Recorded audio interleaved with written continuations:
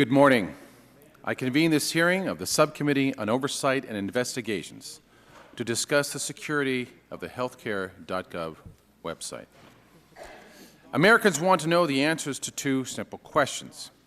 Is my information secure if I use HealthCare.gov, and why should I believe the administration that it is?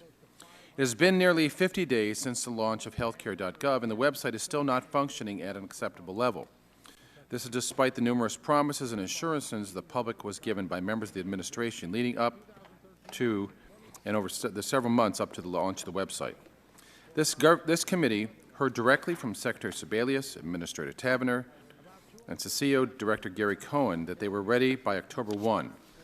We are all deeply troubled that the individuals who want to be in charge of America's healthcare system could not even predict accurately if the website would work. And those predictions were not just limited to the website. We've also been routinely promised that the website was safe and that Americans' personal information would be secure.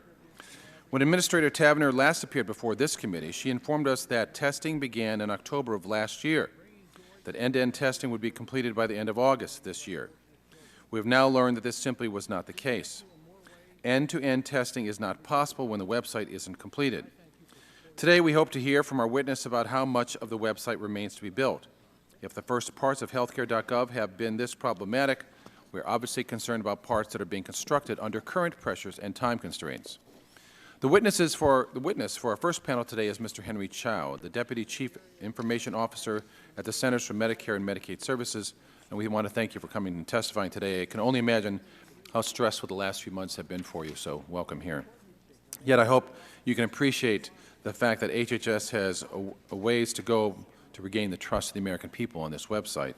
They were promised a functioning website as easy as buying a TV on Amazon, and what they got was a train wreck. The reason the trust of the American people may be so difficult to regain is because every day new revelations emerge that show this wreck was entirely foreseeable. Last week, this subcommittee uncovered emails from CMS showing that as early as July of this year, Mr. Chow, our first witness, was worried that the company primarily responsible for building the website, CGI, would, quote, crash at takeoff, unquote. Today, this subcommittee also released materials showing that as early as March to April of this year, top administration officials were well aware that HealthCare.gov was far off schedule and testing of the website would be limited. We have also learned that HealthCare.gov was only launched after Administrator Tavenner signed an authority to operate, which included a memo warning her that a full security control assessment was not yet completed. This memo makes it clear that the highest levels of CMS knew that there were security risks present. Yet again, while this document was being signed in private, administration officials were promising in public that in only a few days the American people would be able to use a perfectly functioning website. A few weeks ago, Secretary Sebelius told this committee that the highest security standards are in place and people have every right to expect privacy.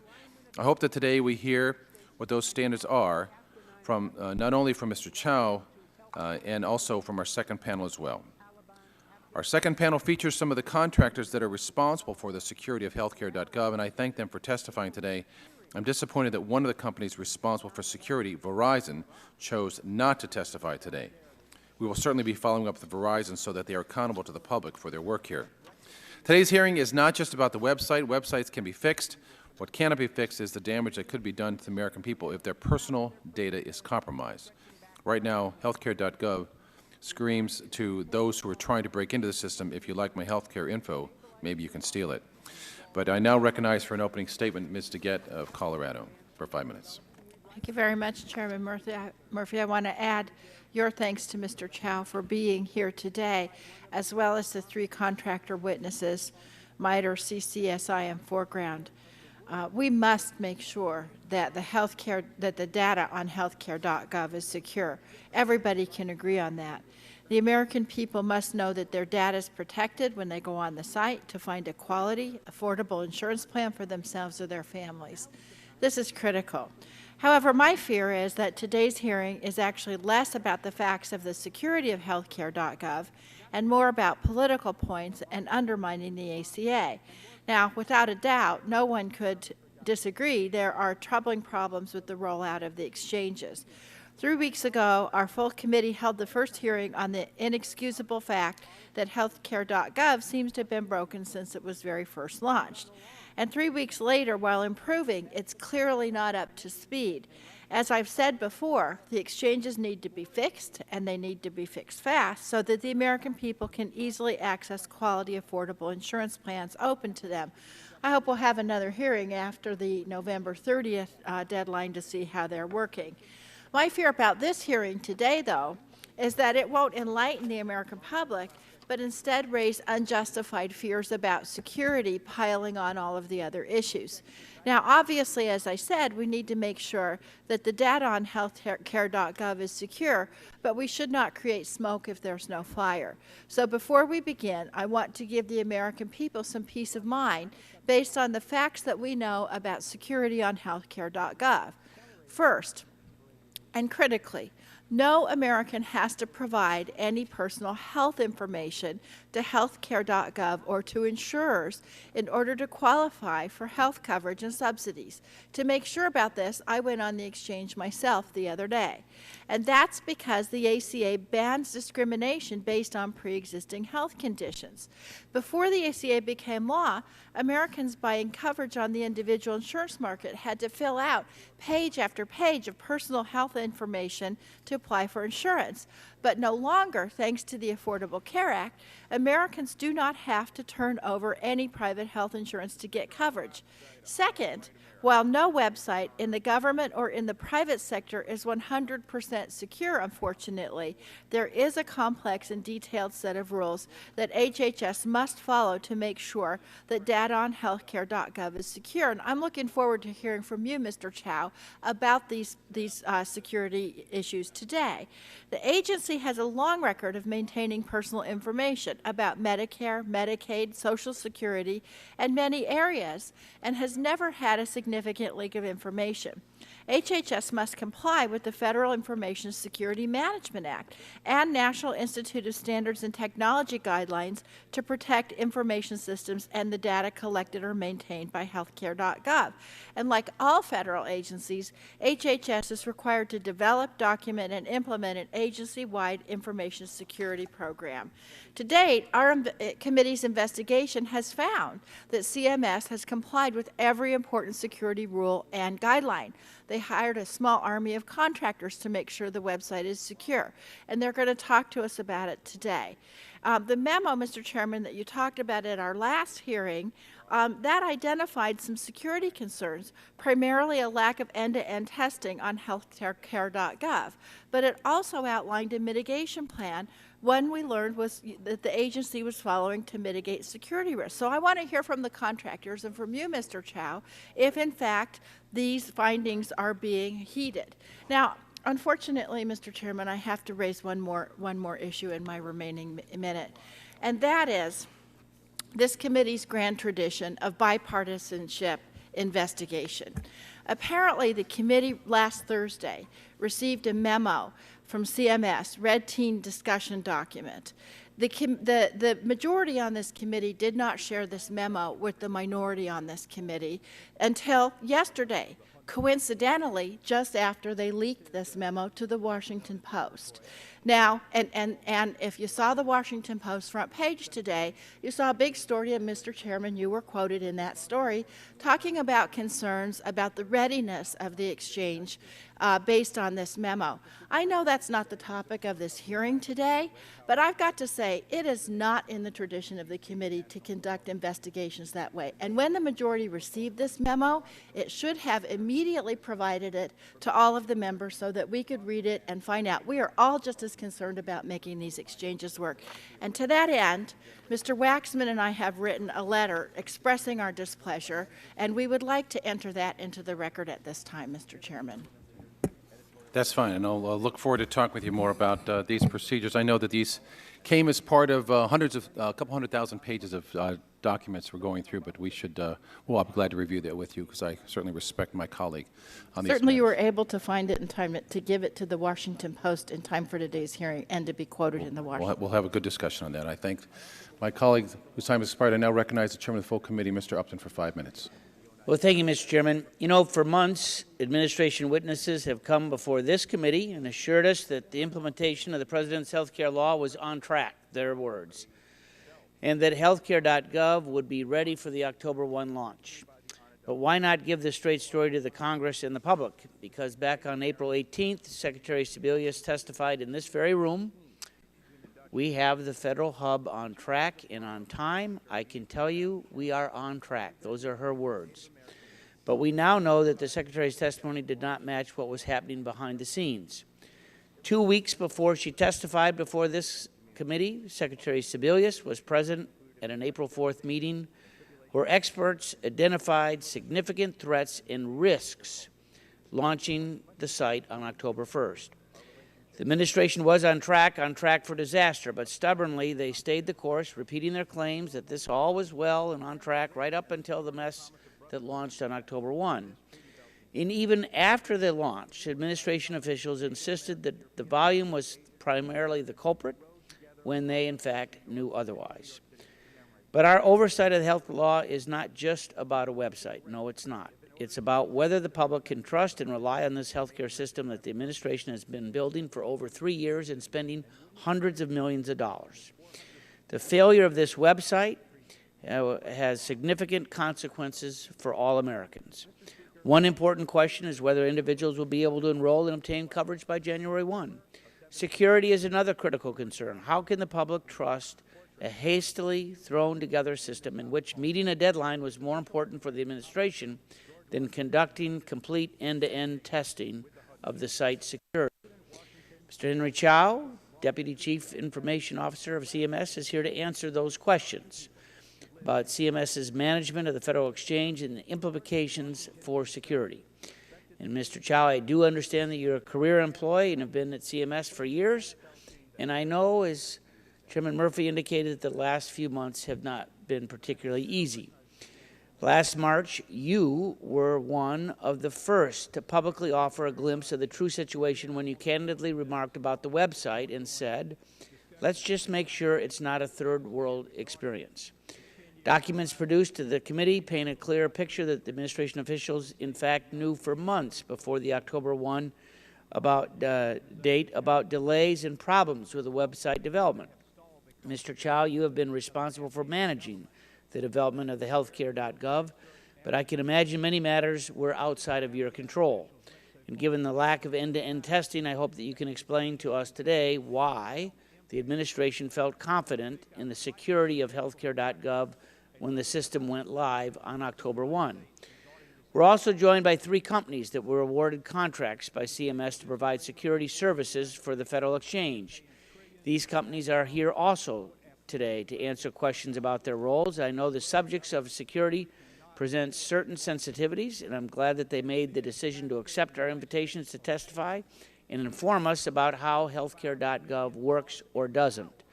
One thing that we have learned, there are countless contractors involved in building this website, and responsibilities are divided, very divided. It is a complex system, I know, but we'd like to know how the delays and rushed implementation have affected or complicated the ability to perform the security work for the website. I yield the balance of my time to Dr. Burgess. I thank the chairman for the recognition, and I do want to thank our witnesses for being here today. Pretty broad agreement, the implementation of the Affordable Care Act has been problematic, and rather than getting better, it may be getting worse. We've got low enrollment numbers, a website so bad that it's required the appointment of a glitch czar, canceled plans, broken promises from the president, just for starters. These initial problems break the surface of the deeper issues that lie ahead for not just the law, but for the American people that must live under the law. And Mr. Chow, you probably, prior to anyone else, sounded the alarm at that speech to AHIP, and I know you're tired of hearing it, but I will tell you once again, your comments that you're just trying to prevent the website from becoming a third world experience. I admire your ability to see over the horizon and tell the problems before they come up and hit you in the windshield, but also you're the one who recommended that it was safe to launch the website on October 1st. So what happened in those 6 months that led you, yourself, and others in the administration to believe that this law was in fact ready for prime time? Not only did the Center for Medicare and Medicaid Services fail to establish basic functionality, but HealthCare.gov's flaws continue to pose a threat to the security of Americans' personal data. And just on a personal note, when I went to HealthCare.gov this morning, it was still not functional. Another website, HealthSherpa.com, can actually tell me about the plans that are available in my area. We know it was possible to do this. We are all wondering why it wasn't. Thank you, Mr. Chairman. I'll yield back. Gentleman yields back. Now recognize the ranking member of the full committee, Mr. Waxman, for 5 minutes. Thank you very much, Mr. Chairman. The last 6 weeks have been a difficult one for supporters of the Affordable Care Act. The troubled rollout of the website prevented many of our constituents from signing up for the affordable, high-quality coverage for which they now qualify, and it has been relentlessly exploited for political gain by Republican opponents of the law. I was interested to hear the phrase in the two Republican statements, maybe in all of them, we don't want a third world website. Well, let me tell you what is third world. Third world in this country is when we leave millions of people unable to get insurance because they have pre-existing medical conditions or they can't afford it. No other industrial country allows such a thing to happen. But that's what Republicans who have opposed this law would have us return to. I think we're turning the corner on the website. On Friday, Jeff Zients, the administration's point person on HealthCare.gov, announced 2 key metrics of improvement, and it seems to me these are all very good signs the website is getting better. Additional improvements are still needed, but HealthCare.gov means more and more people will be signing up for coverage as that website becomes more usable. I want to tell you what's happening in California. In the first month, 35,000 people enrolled in the exchange, over 70,000 qualified for Medicaid, and state officials say that the pace of enrollment is increasing. It's just the first 12 days of November, enrollment from the first month almost doubled. Now, I know we're looking today at the issue of data security on HealthCare.gov. It's an important issue. We should begin by acknowledging that the ACA represents an enormous step forward for privacy, because when people apply for insurance coverage, the law bans them from being asked questions about their underwriting, about their medical conditions, about the privacy of things that affect their health, because it's not necessary to ask those questions. They're not going to be denied insurance coverage because of previous medical problems. But there is some personal information that people are going to be asked for when they sign up, and we need to ensure that this information is protected. This question came up repeatedly when Secretary Sebelius was before us. She told us the department is placing a high priority on the security of the website, and the highest security standards are in place to protect personal information on HealthCare.gov. I hope this hearing will be serious, even-handed inquiry, but I fear that some of my Republican colleagues may exaggerate security concerns to stoke public fear and exaggerate it so that they could dissuade people from even signing up. This is exactly what this subcommittee did when they launched an investigation into nonprofit community organizations serving as healthcare navigators. They were harassing these people in order to prevent them from helping people learn what's available to them. Mr. Chairman, yesterday we learned that you have been withholding important investigative documents, leaking them to the press before even providing them to the Democratic members and staff. And I sent you a letter this morning describing why this is a violation of the committee's precedent. It is not the way this committee has traditionally operated, and it raises concerns about whether these hearings are becoming another partisan attempt to weaken the Affordable Care Act. The committee should not go down that road. We should be using our oversight powers to improve the Affordable Care Act, not to sabotage it or to discourage Americans from signing up for quality care. I want to yield the balance of my time, Mr. Chairman, to Mr. Dinkle. I thank the gentleman. I ask unanimous consent to revise and extend my remarks, and I'm pleased to be here, and I'm certainly pleased that my subscription to the Washington Post is in effect so I can find out what's being leaked by my Republican colleagues to the media. This is interesting. We have clearly a violation of the practices, traditions, and histories of this committee and the investigations it's done. I speak as a member who's run more investigations than anybody in this room, including probably more than all of them put together. Here we have a breach of the responsibility of the leadership to make information available to the committee at the same time they make it to the press. I find that difficult. But worse than that, I find it intolerable that this committee is running around fishing for trouble where none exists. I feel a little bit like the old maid who came home and looked under the bed to find out if there was somebody there, hoping, in fact, that there would be. Unfortunately, there is not. I have seen no evidence of any complaints or any evidence of misbehavior with regard to the information that is controlled by the government. I would urge this committee to spend its time trying to make this situation work and see to it that we collect the information that's necessary, make the website work, and see to it that we register the Americans so that we can cease being a third world nation, both with regard to how the Congress runs and how the health care of this country works. Gentleman's time's we are expired. down around the third world nations in the way that we take care of the health of our people. Look at the Thank you. statistics. It'll give you a shock. Gentleman's time has expired. Thank you very much. And now I would like to introduce the witness on our first panel for today's hearing. Henry Chow has served since January 2011 as the Deputy Chief Information Officer and Deputy Director of the Office of Information Services at the Centers for Medicare and Medicaid Services. Some of his prior roles include Chief Information Officer in the Office of Consumer Information and Insurance Oversight and Chief Technology Officer for CMS. I now swear in the witness.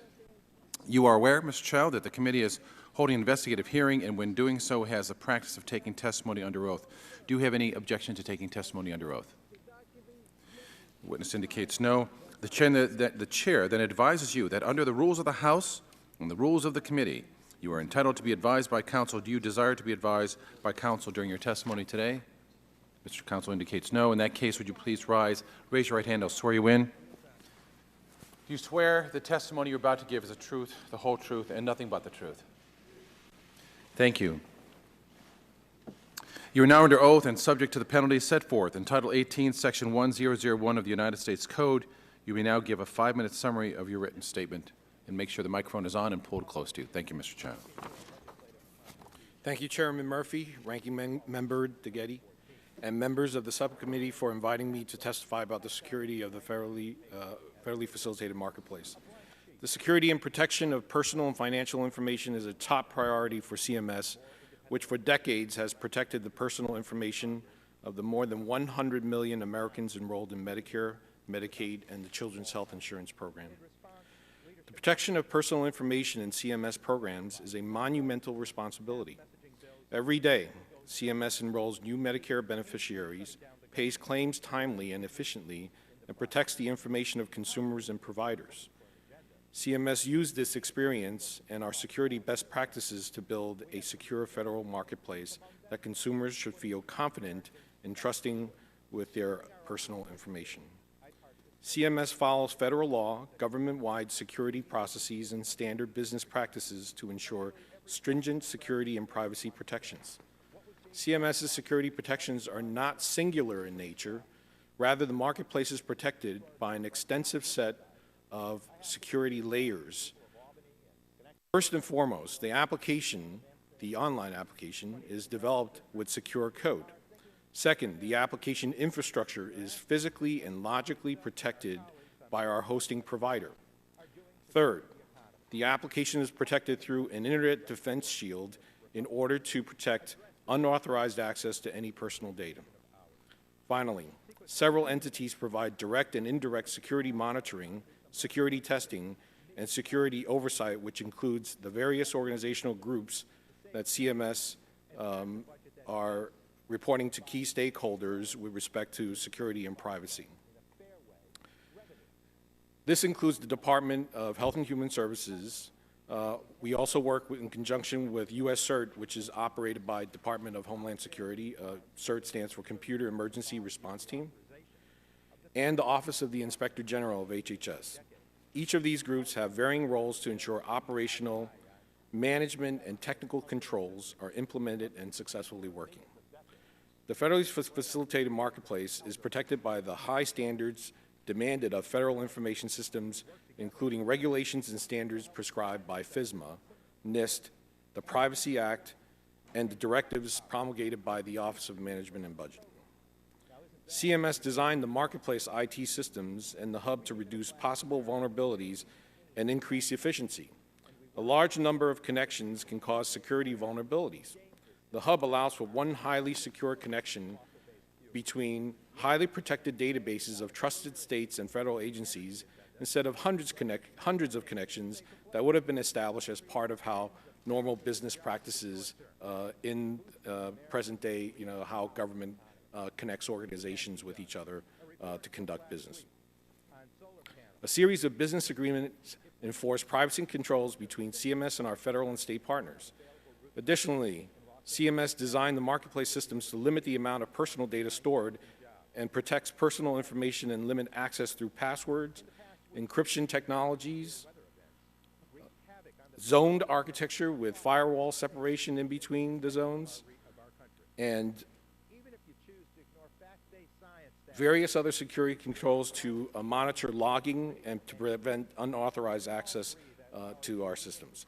CMS also protects the federal marketplace through intensive and stringent security testing. While the federal marketplace has had some performance issues that could have been addressed through more comprehensive functionality and performance testing, I want to be clear that we have conducted extensive security testing for the systems that went live on October 1st. We continue to test for security on a daily and a weekly basis, any new functions or code prior to its launch. Of course, we are working around the clock to fix our performance issues so that the vast majority of users have a smooth experience with the site by the end of the month. While I cannot go into specifics about our security testing due to sensitive nature, I assure you that CMS conducts continuous antivirus and malware scans, as well as monitors data flow and protections against threats by denying access to known source bad IP addresses and actors. Additionally, we conduct two separate types of penetration testing on a weekly basis. The most recent penetration testing showed no significant findings. Also on a weekly basis, CMS reviews the operation system, infrastructure, and the application software to be sure that these systems are compliant and do not have vulnerabilities. Vulnerabilities are often fixed immediately on site and retested to ensure the strength of our system's security. Each month, we review our plan of action and milestones in order to continuously improve our system security. For the federally facilitated marketplace, we conduct security control assessments on a quarterly basis, which is beyond the FISMA requirements. As of today, no vulnerabilities identified by our tests have been exploited through an attack. Because of CMS's experience running trusted, secure programs, our fulfillment of federal security standards, and constant and routine security monitoring and testing, the American people can be confident in the privacy and security of the marketplace.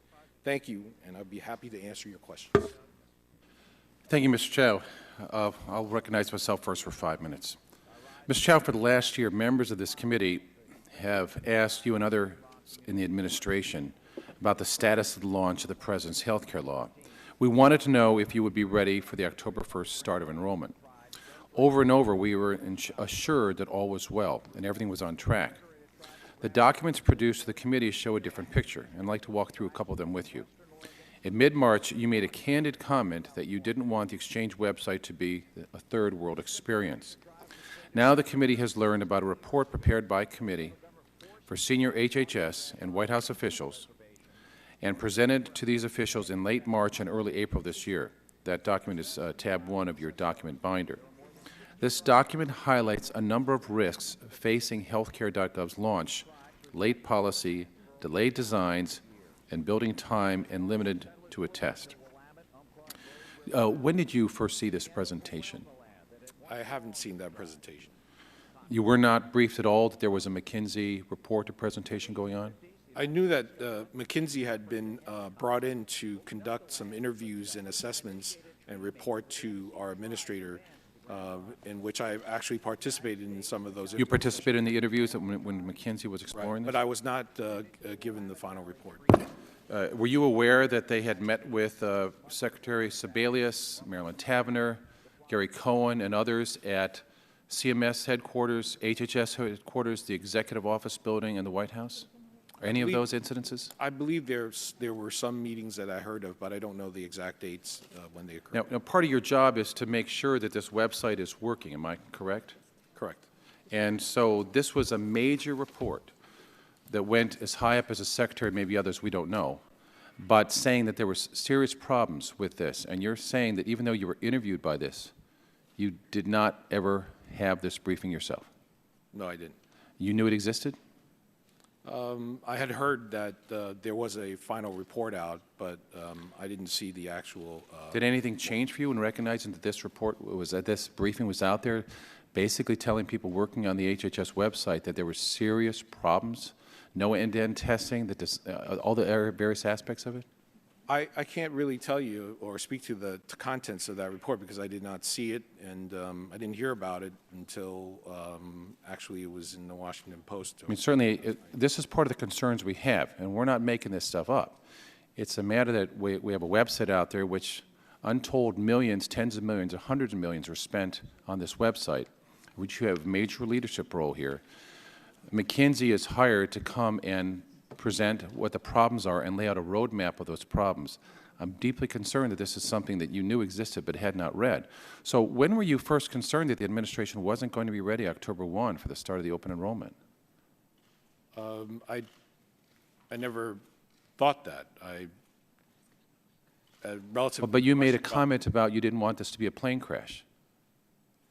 Well, you're referring to the email Yes. exchange that I had with several. Yeah, certainly that email didn't say everything's going fine, congratulations, team.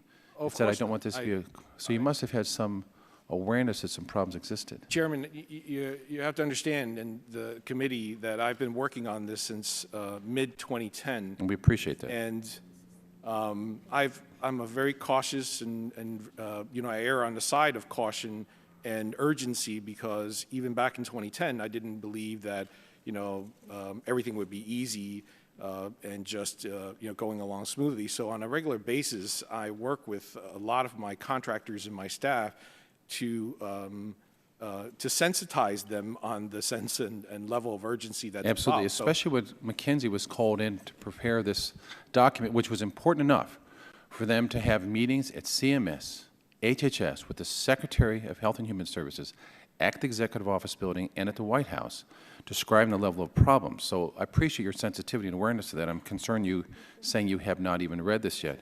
Your testimony mentions the use of sensors and active event monitoring. You state that if an event occurs, an incident response capability is activated. Has that happened yet? Yes. How many times? Oh, you mean whether if we are conducting? No, an active incident monitoring? response capability. And, well, first of all, has anything happened yet? Any hackers, any breaches, anyone trying to get into the system from the outside? Has that occurred yet? I think that there was one incident that I am aware of, but it requires that we go to a classified facility and to actually. Only one since, so but you're saying no other attempts to breach into the system have Not occurred? successful ones, no. Not since when? Not successful ones. All right. Now, when there are attempts, who do you report this to? It's a combination of a series of authorities that are involved, all the Law way- enforcement?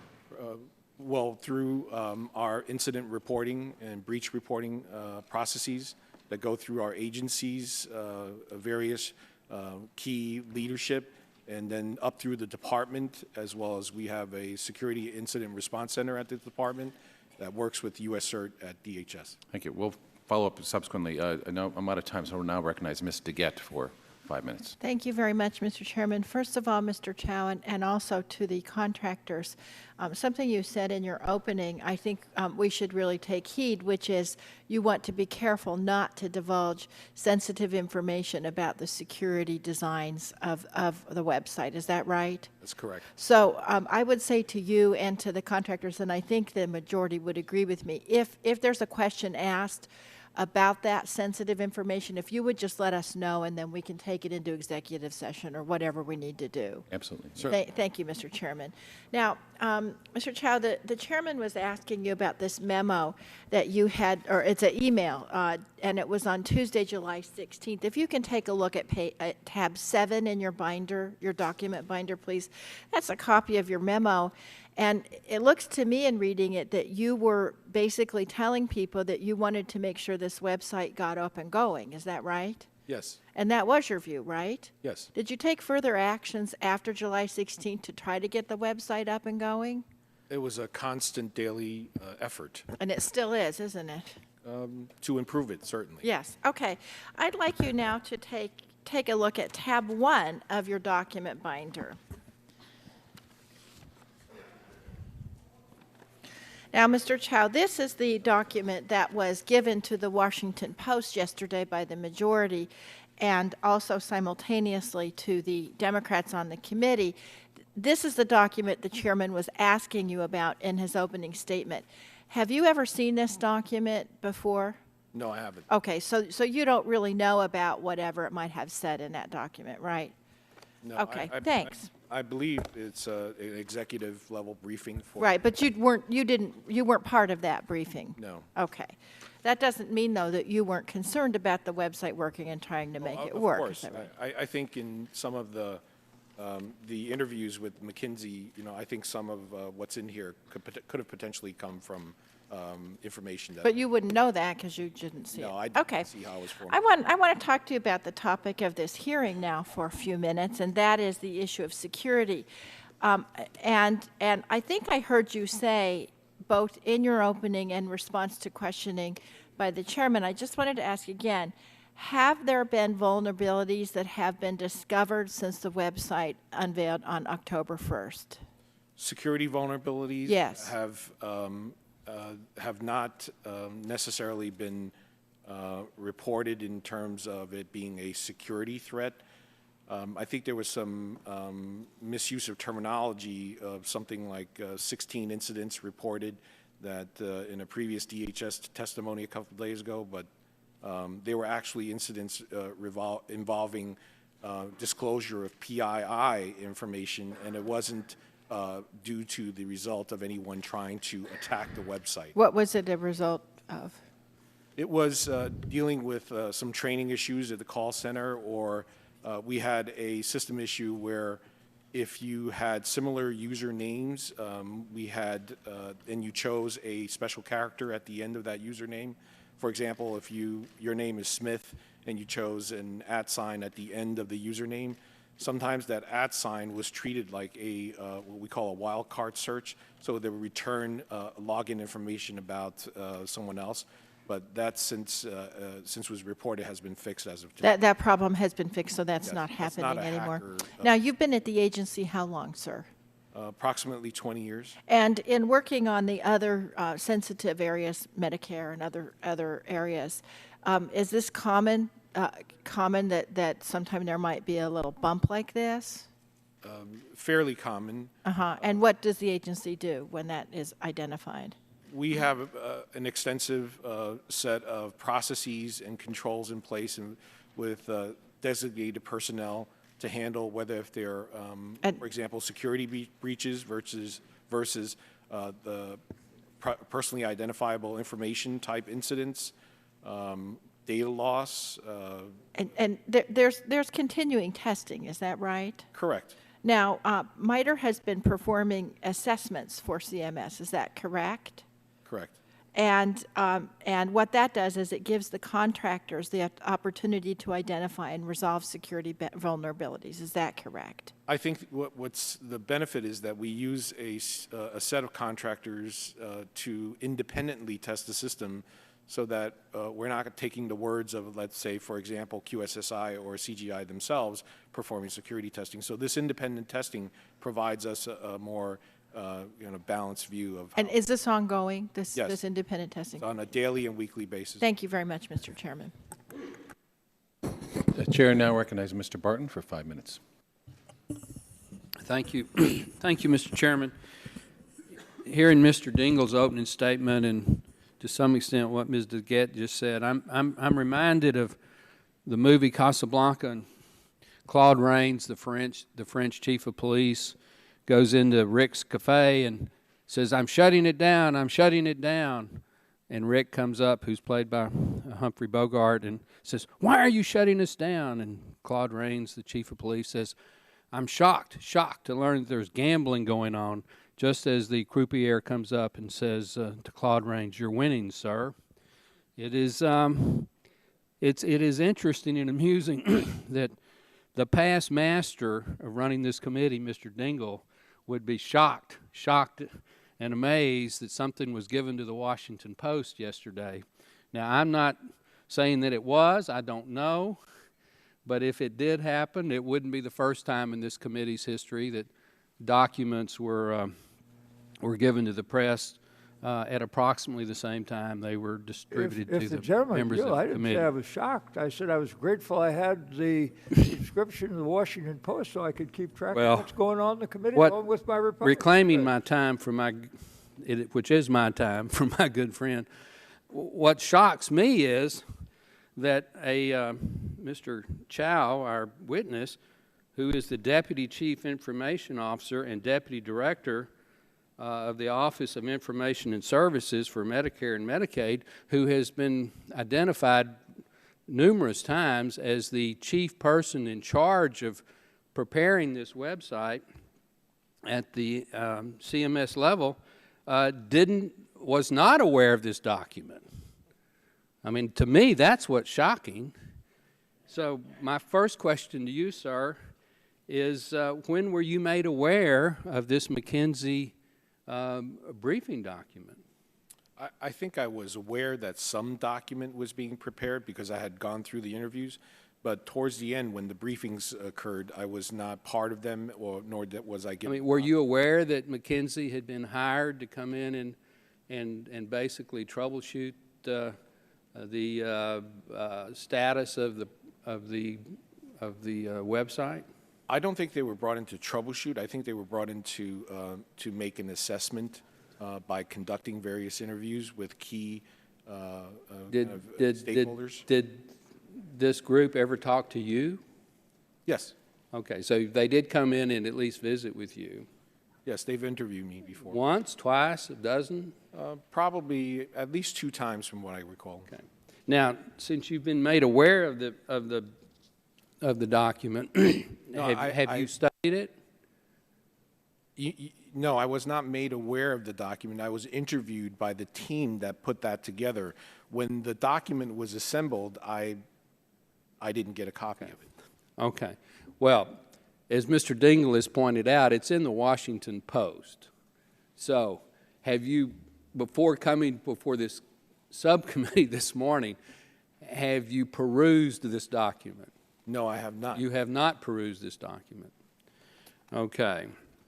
Well, on page 1 of the document, it says the working group, whoever that is, maybe you can enlighten us on that, determined that extending the go-live date, which as we all know is October the 1st, should not be a part of the analysis and therefore worked with a boundary condition of October the 1st as the launch date.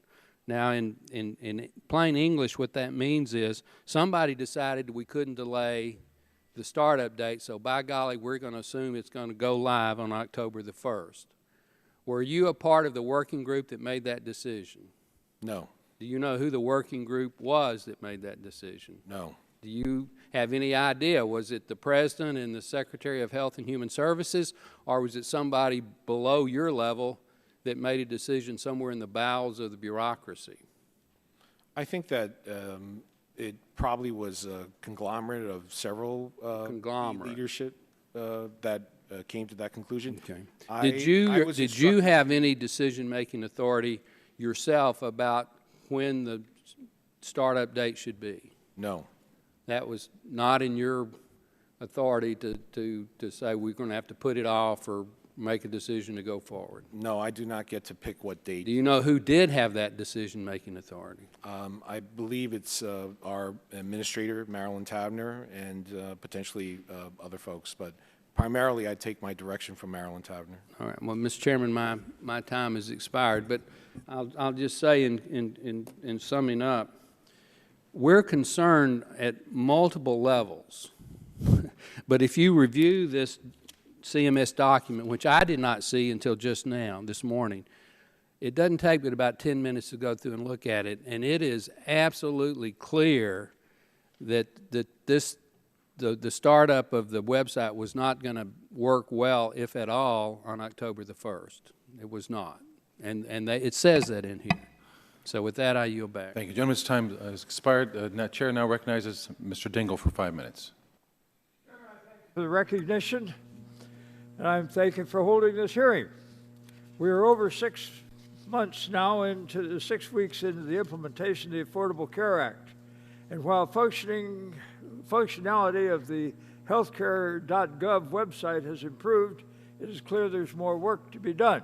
And I'm hopeful that the subcommittee will work hard to achieve that goal. ACA is the law of the land, and I believe we share the goal of making it a functioning and secure website. However, it's important to remember that we can never fully eliminate the risks when building a large IT system, and so we must take steps to mitigate them. I would also urge that we take the necessary steps to make the program work, because this is the largest undertaking of this character I believe that we have ever seen by government anywhere. First question, yes or no?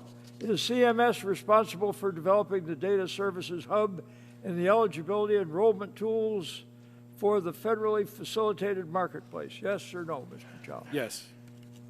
Now, Mr. Chow, are these projects required to comply with the Privacy Act of 1974, the Computer Security Act of 1987, the Federal Information Security Management Act of 2002? Yes or no? Yes. Now, additionally, CMS must also comply with regulations and standards promulgated by the National Institute of Standards and Technology at the U.S. Department of Commerce. Is that correct? Yes. Now, and these NIST standards require CMS to balance security considerations with operational requirements. Is that correct? Yes. Mr. Chow, once the key pieces of HealthCare.gov website is the data hub. Is this a large repository of personal information, as some of my friends on the other side have claimed? Yes or no? No. Say that again. No? No, it does not Okay, store I want that personal- on the record and clearly heard. Does the data hub retain any personal information at all? Yes or no? No. Indeed, is it fair to say that the data hub is a tool to transmit eligibility information to federal agencies? Yes or no? Yes. Now, did the data hub pass a security test to the October 1 launch of HealthCare.gov? Yes or no? Yes. Is the data hub working as intended today? Yes or no? Yes. Is there any evidence to the contrary? No. Is there any evidence of breaches or lack of security of personal data or information by any person who has submitted such data to this undertaking? Yes or no? No. It is always our duty to remember how our healthcare system operated prior to the passage of ACA. At that time, insurance companies were allowed to medically underwrite people to determine their premium. This required lengthy, confusing applications and contained a lot of personal medical information. Oftentimes, this was submitted electronically as well. ACA has changed all of this. Now, in fact, and this is a question to you again, Mr. Chow. In fact, application forms on HealthCare.gov do not require the submission of any personal health information. Is that correct? Yes or no? Yes. Now, Mr. Chow, that's because ACA prohibits discrimination on the basis of pre-existing conditions and outlaws charging people more because they are sick. Is that correct? Yes. So the information is not necessary, It's not. and it's not corrected. and it's not collected. It's not collected. All right, this is a remarkable improvement over the old system in terms of both security and the quality of care. Next question. There are a lot of negative stories in the press that create a lot of confusion. So I want to get this record straight. Is HealthCare.gov safe and secure for my constituents to use today with regard to protection of their personal information and their privacy? Yes or no? Yes. Is there any evidence at all to the contrary? No. Mr. Chairman, you have been most gracious. I yield you back 12 seconds. Thank you. Now going to recognize Ms. Blackburn for 5 minutes. Thank you. Thank you, Mr. Chairman. Mr. Chow, we really appreciate that you would come and work with us on this issue. I want to talk with you for a minute about some red flags that seem to be apparent to you. And you're going to find the email I'm referencing, tab 7. And it is the July 16th, 2013 email that you sent to Monique Outerbridge. And I really want to focus there. You know, when you have something that is running off the rails, and as this obviously seemed to you to be doing, it was a project that just was not proceeding as it should be proceeding, and you express these concerns about the performance of CGI. What I'd like to hear from you is just an articulation of maybe what were those top 3 or 4 red flags that seemed to be going up to you that you said, I fear that the plane is going to crash on takeoff, and some of those wordings that we have heard from you now. So give me just kind of the top 3 or 4 things. I think in the context of this email, it was at a time period in which we were getting ready to roll out what we called Light Account, which was that initial registration process. And as I mentioned before, I'm a person who has a lot of anxiety, and I always err on the side of caution if we're going to run out of time. So I occasionally get a little passionate in my emails to remind people that they need to move fast. And if they're moving fast, they need to move faster. That's just the way I operate and the way I direct staff and contractors. And what I was afraid of was, at this particular point in time, was that we were falling behind in the rollout of Light Account. Okay, on Light Account, did your test on that go off without a hitch, or what happened? There, I don't exactly remember the specifics about what tests passed or failed. I just was afraid that we were in jeopardy of missing the date. So therefore, you know, I at that time period, starting in July, I wrote lots of emails to try to. Did you hit the date?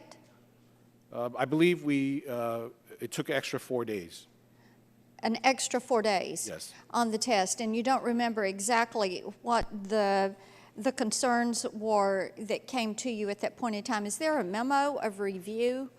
A memo and an articulation of what transpired in that test process? I don't think it's necessarily a memo. I think the way we operate is that we have daily meetings.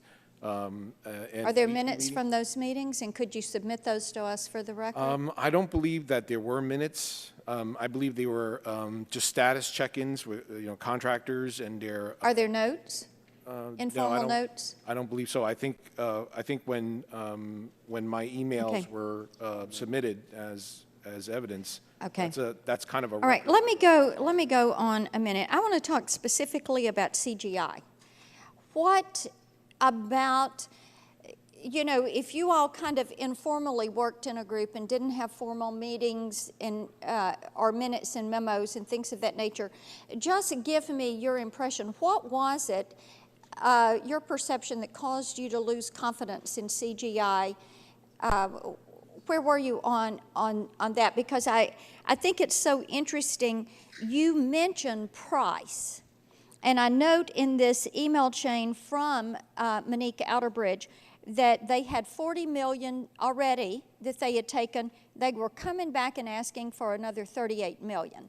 Now, if I had someone who had used up all of their money from a project and then they came back and asked for that much more, I think I would have to say, wait a minute.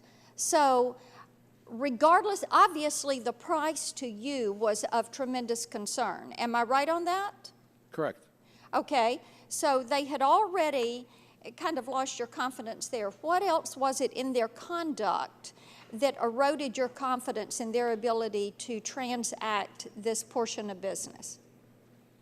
I think what I was trying to say is that relatively speaking to, I would say, most project managers that are looking at smaller scale projects, I would say there might be some room to be Okay. a little more confident, but given what the task at hand, my confidence level had to deal with the enormous amount of activities we had to be successful at to deliver, on light account, that interim, kind of piece, as well as the October 1st delivery. I yell back. Yeah, I'm just curious to follow up to that. Did you ever present these concerns that you had about being ready, whether or not it would be ready October 1, when you were interviewed by McKinsey people? Well, this was in a July timeframe. I think McKinsey was, their interviews were in maybe March or April timeframe. I just wonder if you presented any concerns to them about being able to meet these dates when you spoke with them. I think as a course of conducting project management, program management, that working with CGI and QSSI and my team, we discussed these concerns on an ongoing basis. Just one note, I'll follow up. Okay. We'll make sure someone follows up. No? Recognize Mr. Waxman. Oh, there we are, for 5 minutes. Thank you, Mr. Chairman. Nobody's happy with this rollout of the HealthCare.gov and the administration. It's taken its lumps, but aside from lessons learned, it seems to me my focus ought to be, and my concern is getting this thing working. Americans want to be able to access the website and choose a health care plan, especially those who haven't been able to get an opportunity to buy health insurance in the past.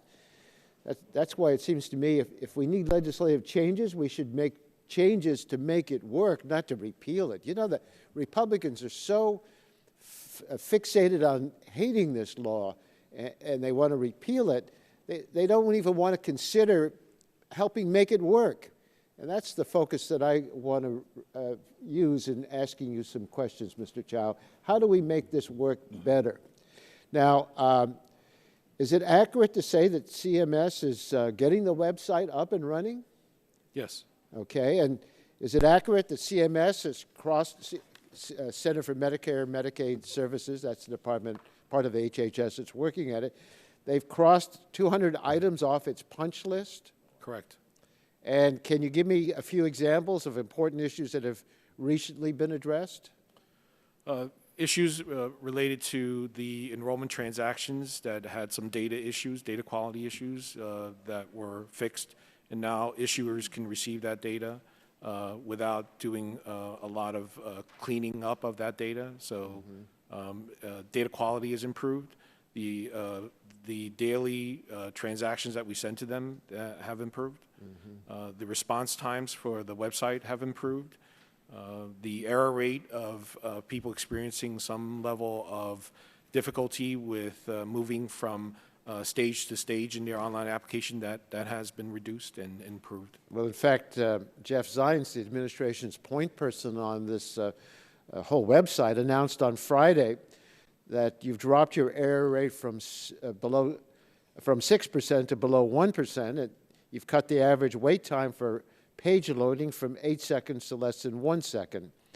What do these improvements look like to the average consumer going on the site? I think they become transparent to the user. The user then can get at the task at hand of filling out their information, finding out if they are asking for a premium tax credit, that they are calculated timely, and they are proceeding ahead in the application so that they can apply some, all, or none of that premium tax credit to their plan compare, so that they can look at the offsets that occur and what the final premium should be, to make their selection and to go through the process in a very efficient and speedy fashion as compared to what they experienced on day one. How about the overall stability of the site? It was down frequently in the early weeks. Has that improved? Yes, certainly. I think we do have regular maintenance windows, but those maintenance windows are used to implement these improvements that you've been hearing about. So numbers seem to be getting better, and I expect we'll see more improvements. The anecdotal evidence I get is that the site is getting better, slowly but surely. And that explains why the enrollment rate in November is speeding up significantly. In fact, I do have more than anecdotes. I have some figures. You know, in Massachusetts, when they started a similar program, it started off slowly. Only 0.3% overall enrollees for private coverage signed up in the first month. And then thus far, in the Affordable Care Act, 1.5%. So both started slowly. We're even ahead of what Massachusetts was. But after that, there was a surge in enrollment as people got closer to deadlines. The LA Times reported that, quote, a number of states that use their own systems are on track to hit enrollment targets for 2014 because of a sharp increase in November. California, which enrolled 31,000 people in private plans last month, nearly double that in the first 2 weeks of this month, and several other states are outpacing their enrollment estimates. In Minnesota, enrollment in the second half of October was triple the rate of the first half. So we see an acceleration even in the federal marketplace. The New York Times reported that the federal marketplace has nearly doubled its private plan enrollment in just the first 2 weeks of November. We're not where we need to be, but we're seeing improvements. And this increased pace of people going back on the site successfully is, to me, very encouraging. So rather than just attack the health care law and look for ways to undermine it, we ought to try to make it work. And we're anxious to make sure that you do your job of getting the website and all of that working. And if we need any legislative change, call on us, because we're ready, willing, and able to act in that regard. Yield back my time. Thank you, gentleman's time's expired. Now recognized for 5 minutes. Gentleman from Texas, Dr. Burgess. And thank you, Mr. Chairman. Thank you again, Mr. Chow, for being here. In response to one of Dr. Murphy's questions about a breach in the system, you responded that you could not talk about it in open session, that it would require a classified briefing. Is that correct? Did I hear you correctly? That's how I was instructed by our department. Very well. I would like to go on the record as asking that classified briefing with staff, bipartisan staff, occur. Can I get your commitment on trying to make that happen? Yes, sir. Thank you. So the much talked about red team discussion document from the Washington Post this morning, which of course you have not seen, and I appreciate that. But you were interviewed, in response to Mr. Barton's question, you were interviewed by the McKinsey team who were developing this? Yes. Do you remember when?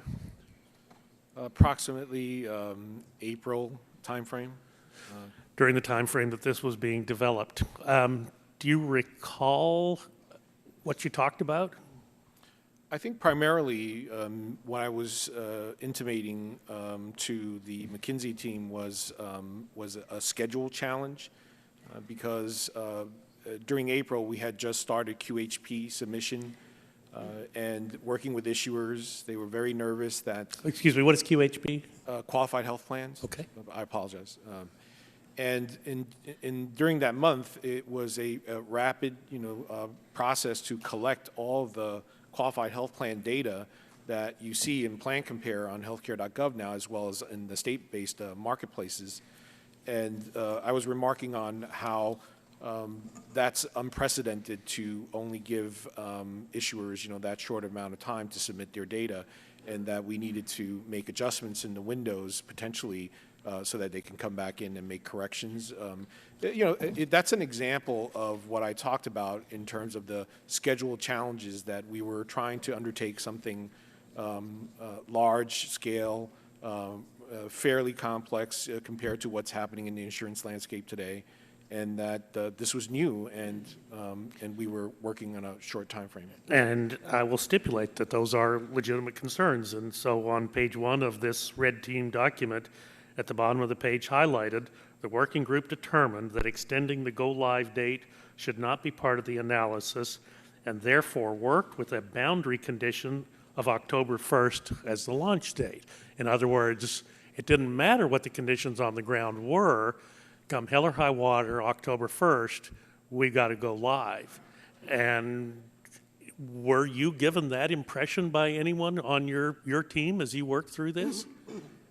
Not necessarily characterized that way, but as I Well, mentioned, let me interrupt you again, because my time is limited. Who would have made a decision like that? That it doesn't matter?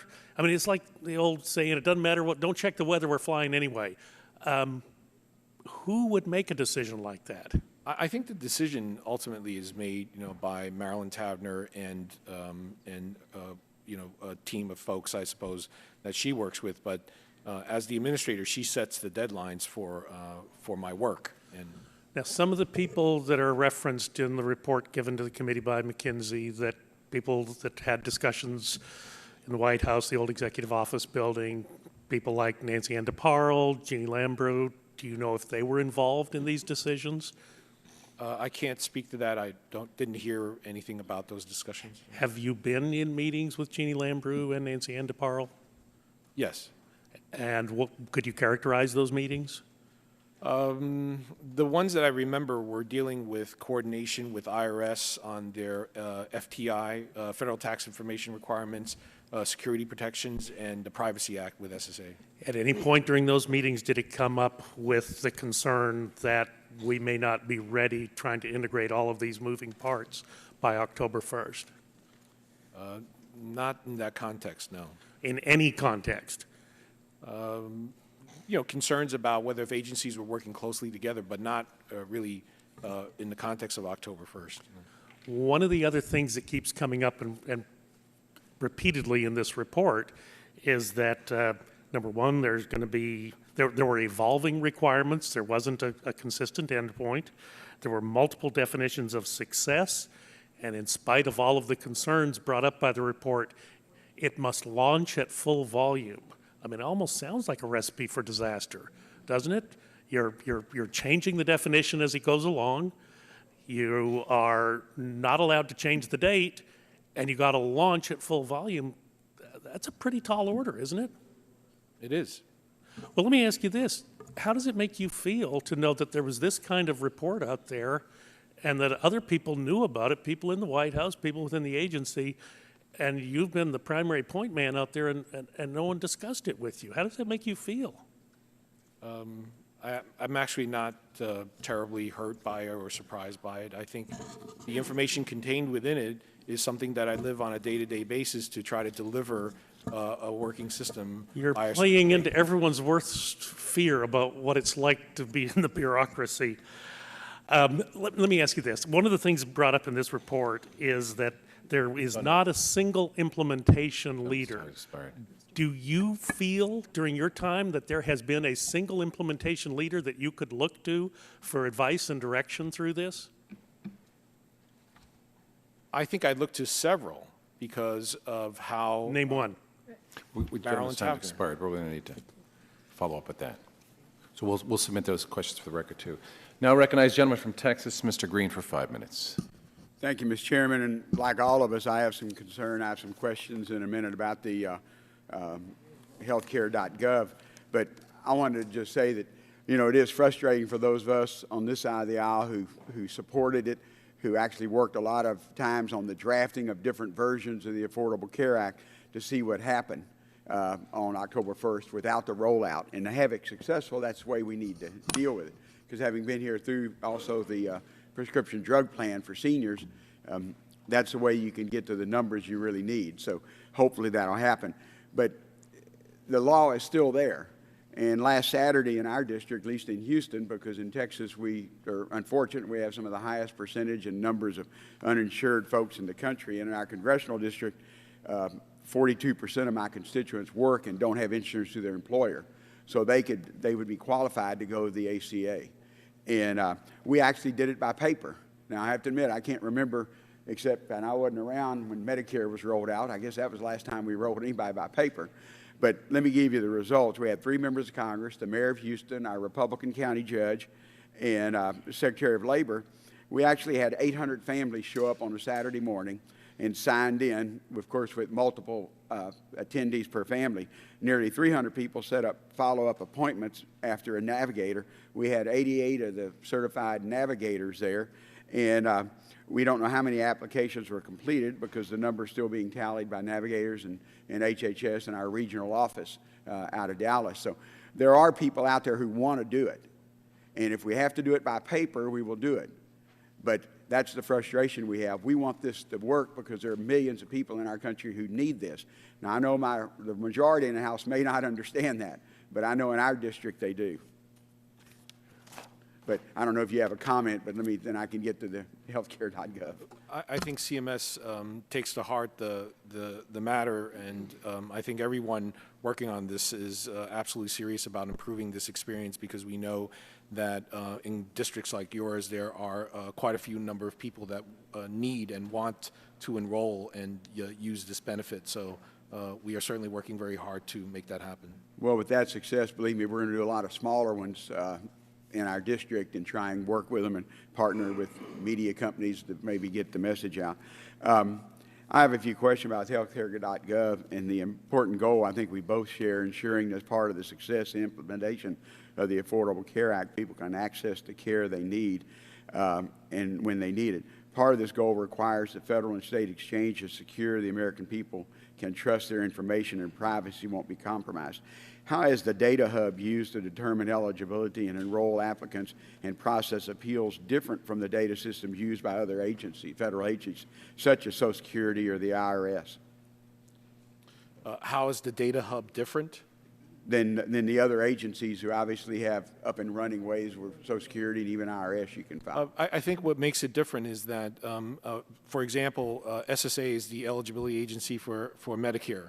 So every night, SSA's field offices load data about accretions and deletions into the Medicare program, and we receive a very large file from them every night that we process for 2 to 3 hours to update all of our systems so that providers can see new Medicare beneficiaries accreting into the system. That's lots of data moving between two organizations, and it's stored, and it is time intensive. The Data Services Hub goes out and for a requester of that data, a valid requester, it reads the data where the source is, transfers it back to the requester in a secure fashion, does not remember the contents of that data, and facilitates that without moving massive, millions of records of data all at once, all the time, every day. It only transfers enough data to get the job done. Were you at the HHS when we've gone through to Medicare enrolling by internet? I mean, when we shifted from having to go into a Social Security office and fill out the paperwork, you can do it online now. Yes, yes. And I assume there were some glitches when that first started. Yes. Well, and of course we didn't have a deadline and a rollout and things like that. It was built in over the time, so you had time to problem solve. And right. Our problem is we don't have that time to problem solve here in later November. I still remember in the mid-90s, SSA put up the electronic benefit statement, and after a few months, they had to take it down, and it didn't come back up until years later, until they perfected it. Yeah. Okay. Thank you, Mr. Chairman. Chairman yields back. Now recognize the gentleman from Louisiana, Mr. Scalise, for 5 minutes. Thank you, Mr. Chairman. I appreciate you having this hearing, and Mr. Chow, appreciate you coming to testify before the committee. We've had a number of hearings like this over the last few months, trying to find out first how the rollout was going to work, and of course we've gotten testimony time and time again from the administration that the rollout was going to be fine, and then I think what's most frustrating is that when this report came out, this McKinsey report that really chronicles the problems that were happening months ago, back in March and April, at the same time that administration officials were telling us that everything was going to be fine, and to that end telling American families that everything was going to be fine when October 1st hit. I guess there are many things about this that trouble me, but first, when I look at this, you say you hadn't seen this report, and I've read through a number of these items that McKinsey pointed out in the report that they were telling to somebody in CMS, around you, over you, under you, somewhere. But these are things that should have been just basic testing requirements. You know, I used to write software. I actually wrote test plans for software rollouts, and you know, in fact, many of these are just basic common sense things you do. I mean, if we made one line of code change, we literally would test that over and over in multiple ways, let alone major changes. What this report talks about is chaos at CMS. Nobody's in charge. They talk about the fact that you had multiple people that were making multiple changes and major design changes to the system just weeks prior to the testing. I mean, prior to the rollout without testing it. I mean, did you have a test plan? Whether or not you read this report, these are things that you should have been doing anyway. I mean, were y'all making changes, big changes all the way through, and were you testing any of those changes, or just saying, well, you know, they told us October 1st, roll it out no matter what? You've asked a lot of questions in there. Yeah. So let me try to recall how to address them. I think that certainly, yes, if you had this experience in software development, you need to have solid requirements before you can actually have good test cases in which to actually run tests. I think it's a dynamically changing environment of which, if we had more time, and that time would have been devoted to solidifying requirements that are translated from policy. You had 3 years. I mean, there were 3 years. This isn't something that just kind of got plopped on your desk. I mean, the law passed and was signed into law in 2010. There was a lot of time to prepare for it. The requirements, major requirements, were changing weeks before, some of them for political reasons, by the Obama administration. So you can't just say, well, you know, we just didn't have enough time. I mean, somebody in CMS, and if it wasn't you, maybe it was Ms. Tavenner, who knows who it was, but somebody was making all these changes and saying, gee whiz, I mean, you know, let's make big changes and don't test it because we just want to roll this thing out no matter what.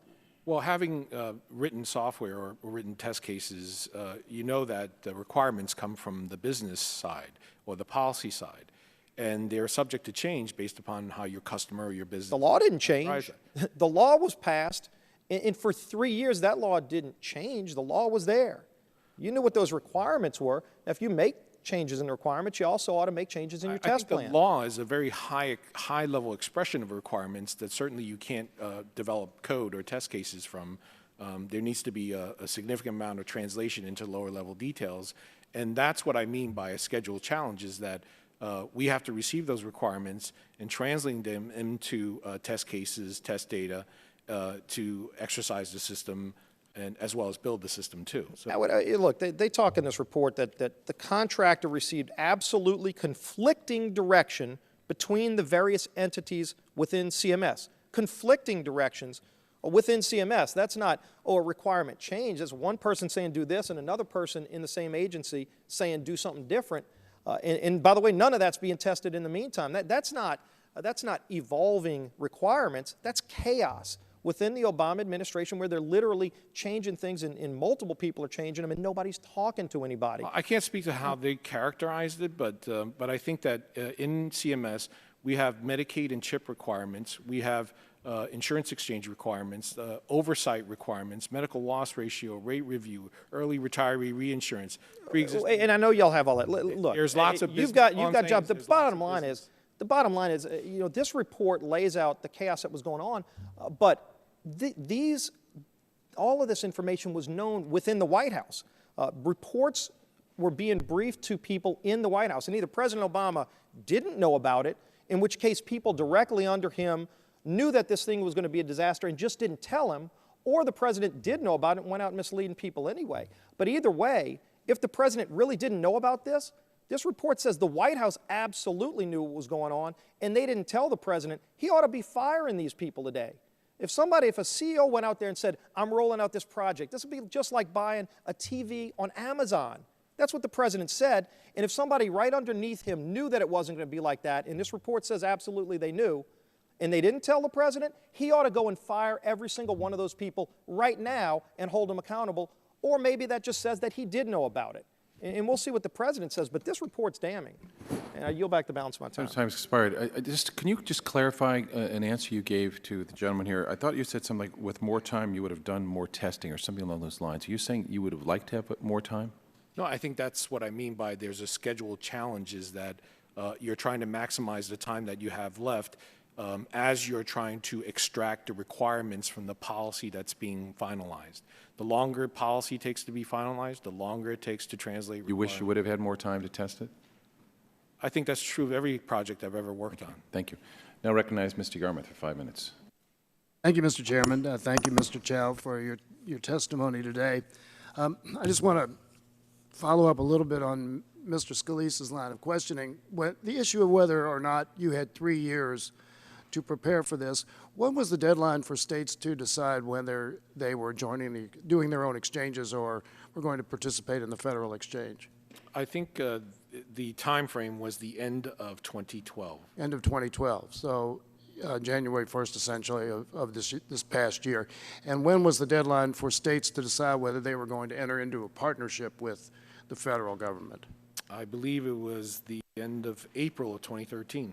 So really, the department or CMS did not have 3 years to prepare, and there was probably no way to guess 3 years ago that only 14 states in the District of Columbia were going to set up their own exchanges. Wasn't the anticipation that far more states would do their own exchanges? Yes, we were hoping so. So it really wasn't until this year that CMS really understood the magnitude of the volume of work that the website was going to have to accommodate. Correct. It's not such a clear binary decision. You do or you don't. There's still coordination that has to occur in either way. Thank you for that. Now, obviously, when we're talking about security, we're talking about two separate issues. One is the vulnerability of the system to some kind of outside attack. I don't know why anyone would really want to attack the federal exchange, but assuming that is an issue. The second one is the average citizen's concern about information that is there about them. And I think that's one thing we're most interested here. Mr. Dingell actually asked you directly about the fact that there really isn't very much information on the website that would be considered a private in nature. And I guess the question I would ask is, are people who are working with the exchange now subject to or vulnerable to a breach of their privacy than they were under the prior system when the insurance companies had pages and pages and pages of health information, including every doctor they had ever visited, every prescription they had ever taken, every medical procedure they had undergone and over a certain period of time? Would you say that there was much more vulnerability under that system than there would be in the federal exchange? Much more so, because so much more personal information, including health information, was involved in that process. And I think during the course of questioning, we've actually done a pretty good job of debunking the issue as to whether there really was a security problem here. There's no evidence that there has been, and I think there really hasn't been any evidence presented that would make us doubt that. So I'm glad about that, and I think that should encourage Americans to participate more actively. And since one other thing that's come up, and it involves the question of 80%, and it's something I wanted to clarify because the press reports have been that the administration has set as a metric that 80% will be able to get on the site and smoothly sign up, enroll for health coverage as of the end of this month. That doesn't mean that the remaining 20% won't be able to access affordable, quality health insurance, is it? No, I can't speak to the exact percentages, but I think there is a recognition that some people, whether it be HealthCare.gov or any system, for example, if you walked into an SSA field office, how many people can actually get their business done in one visit as compared to the greater majority of people? I think some people need extra help. They need assistance to navigate the process. And I think that's probably what they were referring to. Thank you very much for that. And I just want to do some shameless self-promotion for my state right now. As of last Friday, Kentucky obviously operating its own exchange. 48,000 Kentuckians are enrolled in new health insurance. 41% of them are under the age of 35. Over 452,000 visitors have gone to the website. 380,000 people have conducted preliminary screenings to find out if they're eligible for coverage. And I think most importantly, maybe over almost 1,000 businesses have actually begun the process of signing up for new coverage for their employees, and over 300 have actually been enrolled and have been qualified now to offer coverage. So Kentucky's doing well, and I hope the Federal Exchange will do just as well. I yield back. Gentleman yields back. Now recognize Mr. Harper for 5 minutes. Thank you, Mr. Chairman. And Mr. Chow, thank you for your time here today. And you replied earlier on a follow-up question that the Chairman had. I believe you said you would like to have had more time for the testing. Did you request more time from anyone? No. And can you tell me why you did not request more time? Because I was given a target of October 1st and various other delivery dates of which I had to stay on schedule for. Did you believe it was ready for October 1st? I believe we did everything we could to make sure that the right priorities were set so that we could deliver a system on October 1st. And do you believe the system was delivered on October 1st?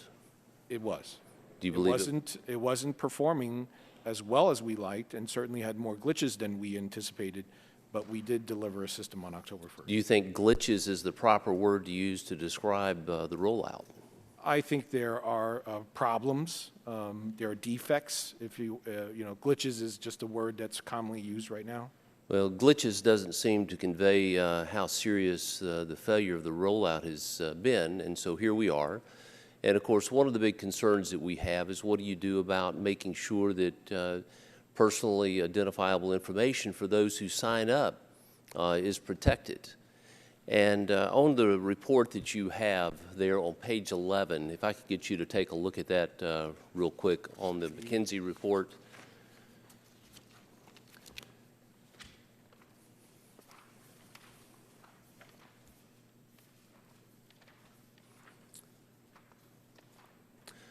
At the bottom of page 11, it says, and of course at the top it says options that could be implemented to help mitigate key risk. At the bottom it says name a single implementation leader and implement associated governance process.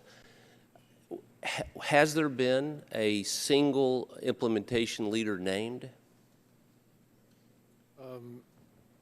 I don't think that's the way it's been characterized before, but I think Marilyn Tavener, our administrator, certainly has accepted accountability, and she does run the agency in this purpose. Certainly, but that's not saying that she is supposed to be the single implementation leader there. Is that how you read that report? But again, I didn't see this until just this very minute, so I spent some time here while we were waiting on time to question here. I went to the HealthCare.gov site, and it took a little while to try to figure out how on the search to get to the information on how you protect yourself from fraud in the health insurance marketplace. And if you, and it takes a couple of steps to get to this information, so people probably more sophisticated than I am on this would need to be tracking this. But if you look at it on the site, it says how to report suspected fraud. And it said you can report suspected fraud in one of two ways, and it lists a breakdown of one way, which is to use the Federal Trade Commission's online complaint assistant. And I tried that a moment ago, and it was not very successful. It says you can call your local police department, and then it says you can visit a site, the Federal Trade Commission, to learn more about identity theft.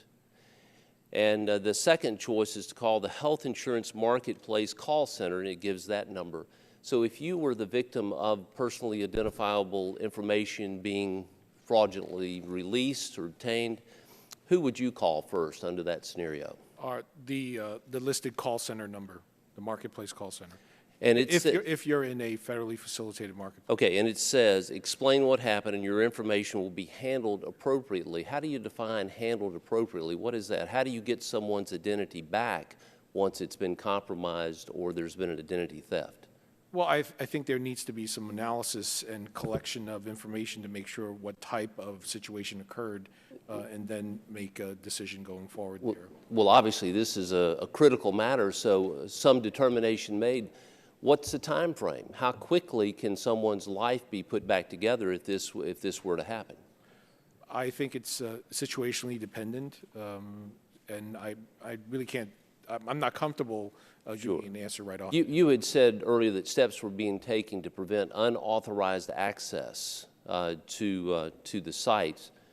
What about those who may have authorized access but release it in an unauthorized manner? What protections or safeguards put in there, particularly for those that are the navigators and the situation that there's been no background check unless it was required in the state?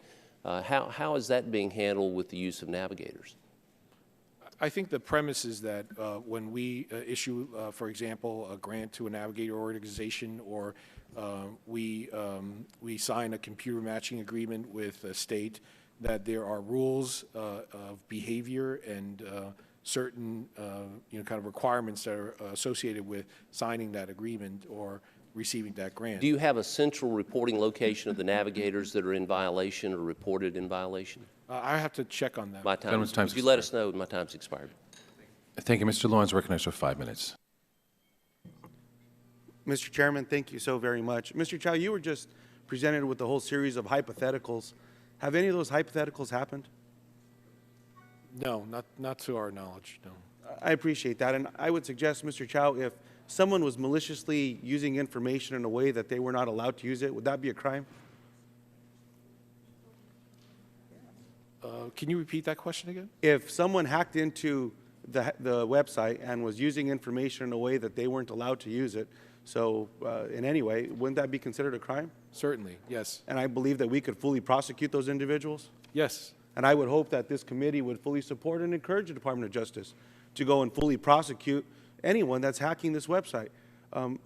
Mr. Chairman, it wasn't too long ago that there was a hearing that this committee had on Lifeline. And there was some of my Republican colleagues were encouraging members, citizens of the United States, to go to visit Obamaphone.net to sign up for a Lifeline or to get information from the website as to the accuracy of what the program was about. An hour later, the website was taken down, and this committee, myself and Congresswoman Eshoo, asked the FTC to look into the matter, but they said it appears that in the fraudulent way that this data was being collected, that the website is now down. I think we as members of Congress need to be careful with how we're purporting information out to the American people. We need to be careful about this. There's not, again, a member on this committee that doesn't believe that we should get the website working, that we need to get to the facts of what's happening. And with that being said, Mr. Chow, I guess two things. Mr. Chairman, there's a GAO report that was published on April 24th of 2012 entitled Cybersecurity Threats Impacting the Nation. And I'd like to ask unanimous consent to insert it into the record. The report, and I'd invite everyone in the committee to take a look at this, it was to the Homeland Security Department or committee talking about the threats that our nation is facing. The intelligence community, Homeland Security, the White House, members of Congress websites that have been hacked into.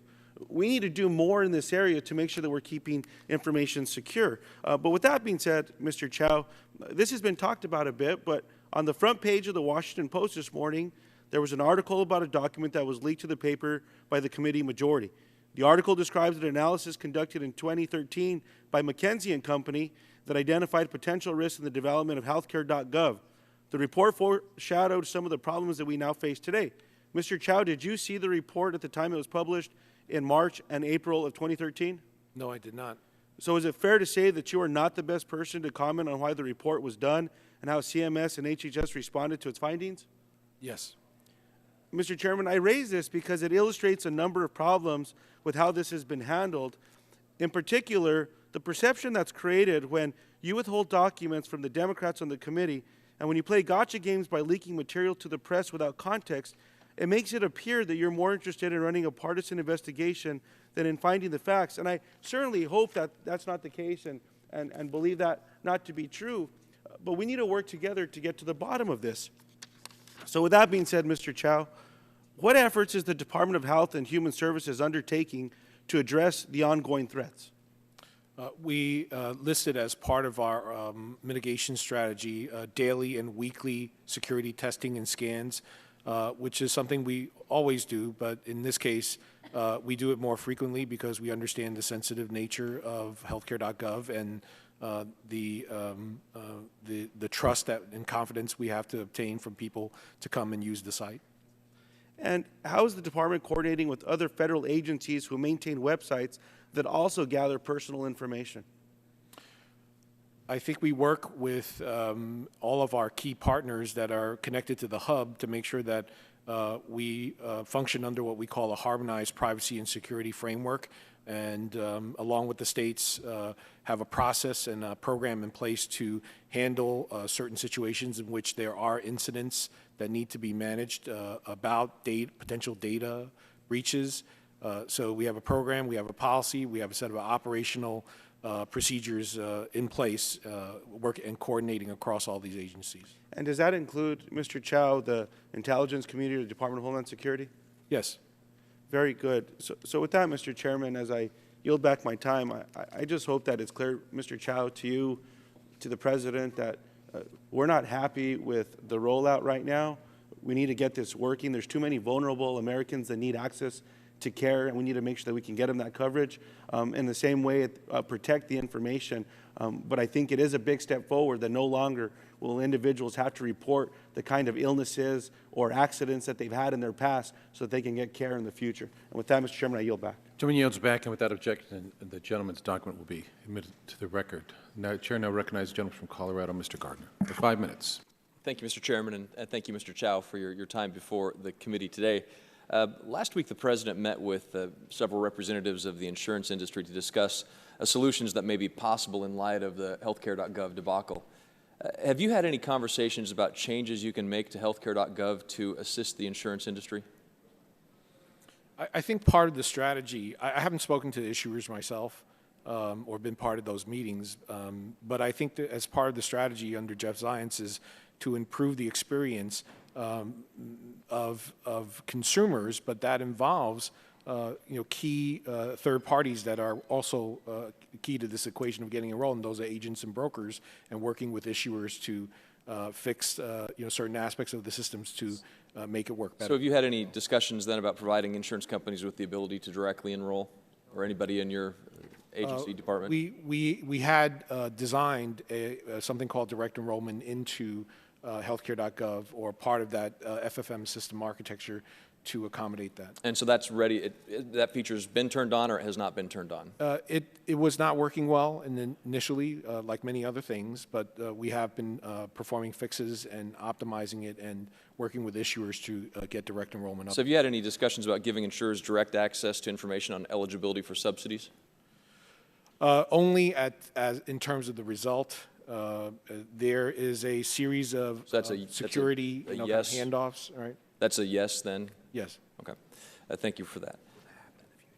Do you, going back to the question then about the feature on the website, will that happen in the future then, to that question? Discussions about giving insurers direct access to information on eligibility for subsidies, do you believe that will happen in the future? It's not really direct access. It's more of a handoff, a secure handoff in which they've collected enough information about the applicant and their, or an agent and broker, and this person has given authorization for consent to work with them as a third party. So that's a yes then again as well? It's not access direct to eligibility data. It is a more involved process that protects the person's information. But they'll be getting the information, the insurance company will be getting the subsidy access. They don't get to calculate it. That is a marketplace function. But they'll have information on eligibility for the subsidies, direct access. Only as a result of the marketplace handling that data, not touching that eligibility data themselves. When the committee's been reviewing materials, it indicates that some parts of HealthCare.gov were not completed before the launch, as we've discussed here. What portion or percentage of the website remained to be created when you launched on October 1st?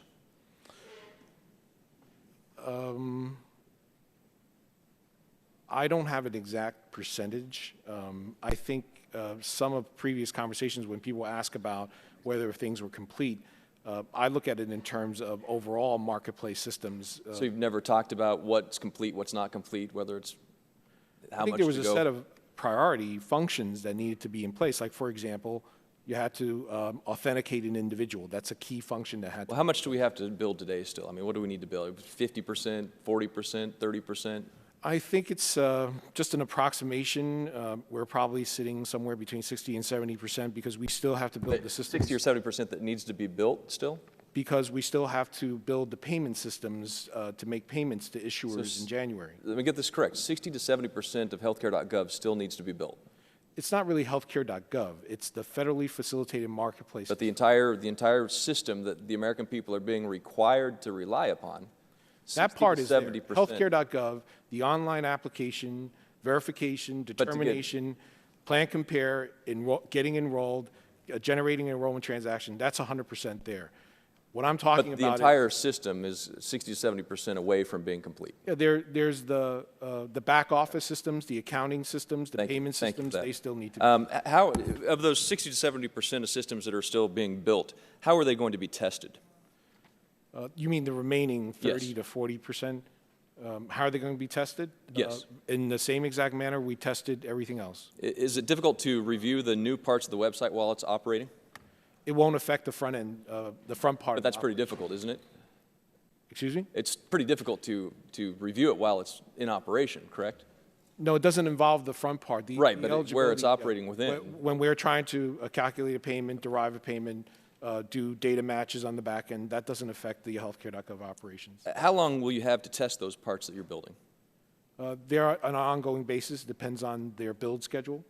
So is it appropriate, given the performance of HealthCare.gov where we're at right now, to launch any new applications or features without testing them heavily before they go live?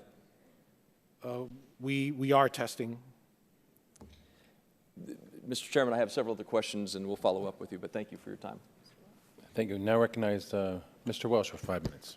Thank you very much. Thank you for the hearing. There is a mutual desire to get this thing to work, and there's really two models that we can use to deal with the failed rollout. One is to fix it, and the other is to use it as fodder to relitigate the battle about whether health care is the law of the land. And my hope is that we're past that. There's an absolute urgency to make things work, and I know, Mr. Chow, that's your job. And I just want to put this into context. We had a big battle in this Congress. I was not here over the passage of Medicare Part D. It was a largely partisan vote. The Republicans under George Bush were for it. Most of the Democrats were against it. But it passed in a very close, tense vote. And my understanding is that as it then went into the implementation phase, which required a computer program and a website, there were lots of significant difficulties with that program. And there were concerns about having it work. And I just want to ask you a little bit about that history so that we have a context for the challenges we have today. Not at all as an excuse, because there's real unity about needing to get this fixed, but is the actions we take, are the actions we take about getting it fixed or about trying to derail and scuttle the overall health care program? America's going to have to judge. But can you give us a sense what was going on inside the agency when you were preparing the Medicare Part D website in 2005, and were there concerns and issues that needed to be addressed then? The biggest and most prominent example that I can recall was the concern around auto assignment and auto enrolling Medicaid full benefit dual eligibles to receive a Part D prescription drug benefit and switching them over as of January 1st. And that we had sent these enrollment files out to the plans, the health plans, or Part D sponsors around November. And in December, it was some realization, last minute realization that pharmacists and pharmacies who were on the front line of helping these beneficiaries required, some access to information to help them navigate this new change. So as an example, we scrambled and we developed a method for pharmacies to actually get access through authorizations to Medicare enrollment data for the dual eligibles that were enrolled, so that at point of sale, they can at least do things such as, 3-day fills, Right. just to figure out what plan they might be in. And that's just an example. I recall that was a mass scramble, time crunch, had to get it in place, lots of working around the clock, lots of urgency, pushing many people, not just on the contractor and the staff side, but working with the prescription drug industry as a whole, including pharmacists, to make this happen. All right. And those problems continued even after the January 1 rollout date, my understanding. Correct, because it's not perfected. It's not so much a technical issue. When you introduce a new business process, for example, in procedures, in an administrative aspect of healthcare, it takes a while for people to actually understand how that works, as compared to learning the data system that's involved to support that business process. So it's more than just a technical issue. Okay. And is it your view that as we ultimately succeeded with Part D, we can ultimately succeed in terms of the technical website issues with HealthCare.gov? Certainly. I think it comes with being focused and driven to get at the root of the problem and to fix the systems, because on the technical issue side, it is solvable, very solvable, and we've shown that it's made improvements. Okay. Thank you very much. I yield back. Gentleman yields back. Now recognized for 5 minutes. Gentleman from Virginia, Mr. Griffith. Thank you, Mr. Chairman. Now, speaking of Medicare Part D, no one was required by law or force of penalty to subscribe to that. Isn't that correct? No, but we did auto-assign, auto-enroll Medicaid dual eligibles into Medicare Part D. But it is a different animal than what we're dealing with now, because a lot of Americans are being told they can't have their insurance, so they're going to have to sign up through the exchanges. So I do appreciate that, but there is a difference. One of the things that when you get a time to take a look at the report, and I think it's a symptom of the problems that this website has had, is that you were not included in the briefings on the report that has come to light in the last 24 hours. But when you get a chance to read that, one of the things you'll see is they thought there ought to be one person overseeing all the different parts. And listening to the vendors who previously testified before this committee, it looked like they were each building their own part, and then in the last month, they had to squeeze it all together, and in the last 2 weeks, things were changing. Another part of that report shows us that on a timeline, you really want to have you want to define your policy requirements prior to finishing the design and starting the build. Wouldn't you agree with that? That is the logical thing to do. It is the logical thing to do, but in reality, we've heard testimony in this committee that they were changing policy. We know the big change on July the 2nd, when all of a sudden the employer mandate was allegedly delayed. The president signed an executive order. I'm not sure it has legal authority, but he did that. Delayed that employer mandate. Further, we know from testimony that there were changes being made as close to the launch as 2 weeks before. So based on that, it would be the logical conclusion that you're going to have significant problems, wouldn't it? With the luxury of hindsight, I can see that there are contributors to the way the system performed when it was unveiled. Well, but that's not. I need to focus on fixing this thing. And I know that your focus is to fix it now, but also when you take a look at it, when you're still defining your policy requirements as late as 2 weeks prior to launch, it's very difficult to design and then to build and then to test a system and have it work, whether it's the security component or the performance component. It would be logical to do it in the proper order. When you do the illogical, you're liable to have problems. I know you would agree with that if you were free to answer honestly. And I would say to you that I also noticed that no one person was ever appointed to head this up while you were in charge of part of it, and you're in charge of making part of it work. It looks like there's at least 6 different representatives from different agencies that had a hand in overseeing what was going on, and no one had control over the others. Isn't that correct? I think it was a governance committee that was formed. A governance committee. And isn't that interesting? And sometimes when you're trying to launch a big project like this, though, you have to have one general in charge of the operation. Wouldn't that be logical? I would say that for the technical pieces, I was responsible for making sure that the technical pieces were organized. And last month, this committee uncovered a September 27 memorandum indicating that HealthCare.gov launched without a full security control assessment. Administrator Tavener had to attest that she was aware that the launch carried security risks. Can you tell us what those risks are specifically? First of all, I think the incomplete testing, it was fully security tested through 3 rounds of testing, so that when Marilyn Tavener signed the authority to operate on September 27th, it had no high findings and had gone through the appropriate security tests. So you didn't. So what she said was not accurate. That it had a did not have a full security control assessment. She was mistaken when she testified in front of us. I think there's a part of that that sentence that might be that needs clarification.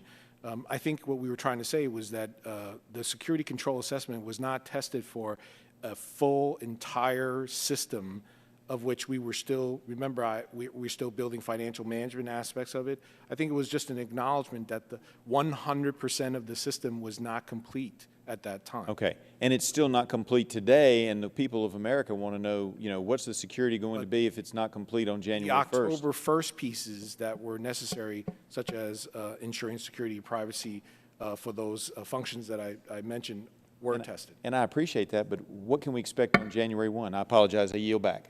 Thank you. And by the way, our prayers are with the family of State Senator Cray in Virginia, who is, I guess, in critical If I might condition right take, since you bring it up, if I might take a moment of personal privilege, I do appreciate your prayers. Cree and I were in opposite parties, but just like on this committee, you form friendships, and he served with me in that Virginia House of Delegates before he went on to the Senate and then went on to run for other office. But he's still a sitting senator, and it obviously has shaken everybody in Virginia, and he is a good man, and our prayers are with him, and I encourage everybody to say a prayer for Senator Deeds and his family. I thank the gentleman. Now to term Mr. Tonko for 5 minutes. Thank you, Mr. Chair. I'd like to continue on that recent questioning of the document, document that my Republican colleagues have released. Mr. Chow, this document was signed, I believe, on September 27th, and it's an ATO, an authority to operate memorandum to operate the federally facilitated marketplace for 6 months and implement a security mitigation plan. Can you tell us, are ATOs commonly used in federal data systems? Yes, it is in essence, the last official sign-off to authorize a federal system to go into operations. Thank you. And can you tell us why Administrator Tavener signed this ATO rather than perhaps other officials that might report to the administrator?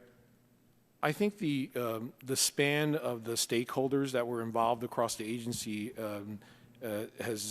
we had not had a system that had this unprecedented involvement of so many different components, so that the recommendation by our Chief Information Officer was to make a recommendation for the administrator to actually sign off on this, because she runs the entire agency. And the fact that she signed it is good news. It's an indication, I would believe, that officials at the highest level of CMS were briefed on and taking responsibility for site security? Correct, yes. Now, as I understand it, this document describes security testing for the HealthCare.gov website.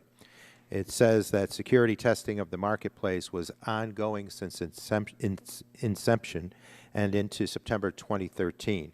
In fact, it says that, and I quote, throughout the 3 rounds of security control assessment testing, all of the security controls have been tested on different versions of the system. Is that correct? Correct. But the document goes on to say that because of system readiness, a complete security assessment of all the security controls in one complete version of the system was not performed. It says that this lack of testing, and I quote, exposed a level of uncertainty that can be deemed as a high risk. I didn't actually, I had recommended as part of that decision memo, and I think at that time, as I mentioned earlier, it's semantics, not 100% of the system is built, so you can't really consciously say you have it all available in one place to fully test, because not everything was needed for October 1st. Only essential pieces involving HealthCare.gov were tested for security. So the document then indicated that CMS postponed the final security assessment screening, right? And in its place, CMS did put in place a number of mitigation measures.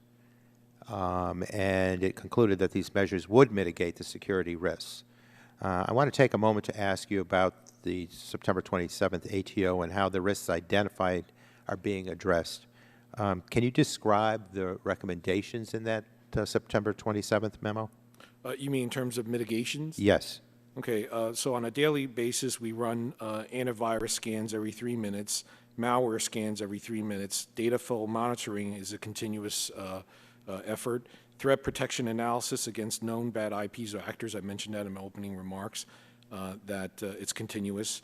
On a weekly basis, we monitor operating system compliance, infrastructure system compliance. We conduct penetration testing, authenticated and unauthenticated, by marketplace security teams. We have a 24/7 security operations team. We conduct additional penetration testing, authenticated and unauthenticated, by another group of security professionals in CMS that report under our Chief Information Security Officer. We also conduct application software assurance testing, which is occurring biweekly. And on a monthly basis, we produce a plan of actions and milestones that keeps track and reports on any discovered weaknesses during all of this monitoring.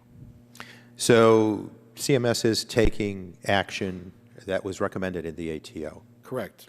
And do you have confidence in these and other measures you are taking to protect the security of Americans' personal information? I have high confidence. Okay, I understand it here, the remedial actions and the ongoing security testing are protecting the security of the website. Yes.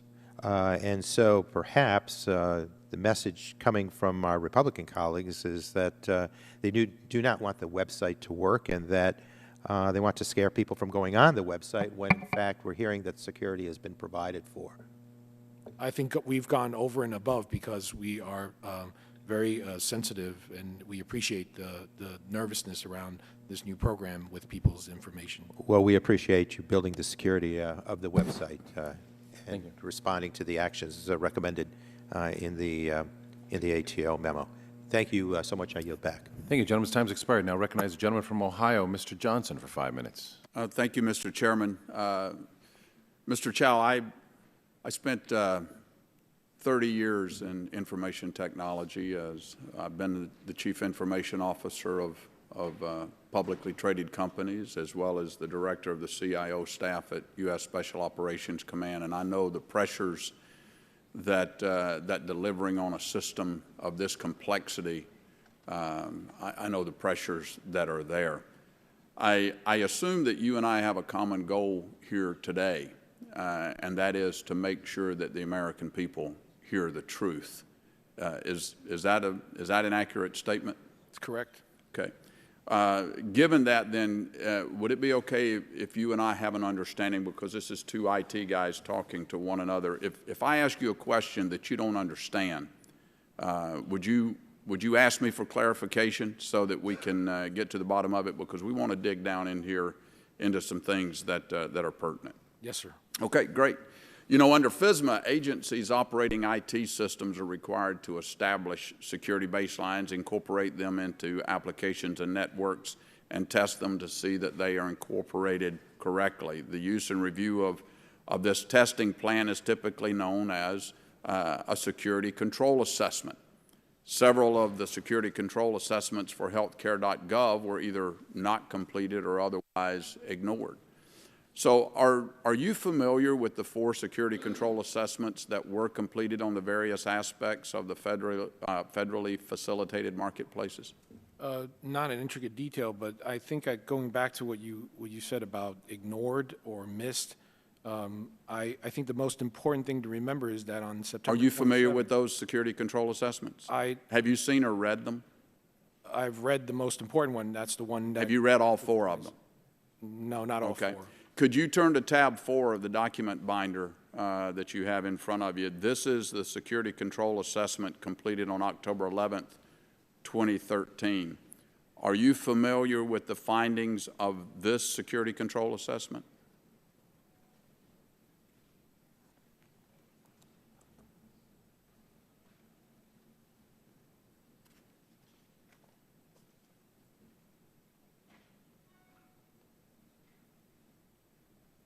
Yes. Okay.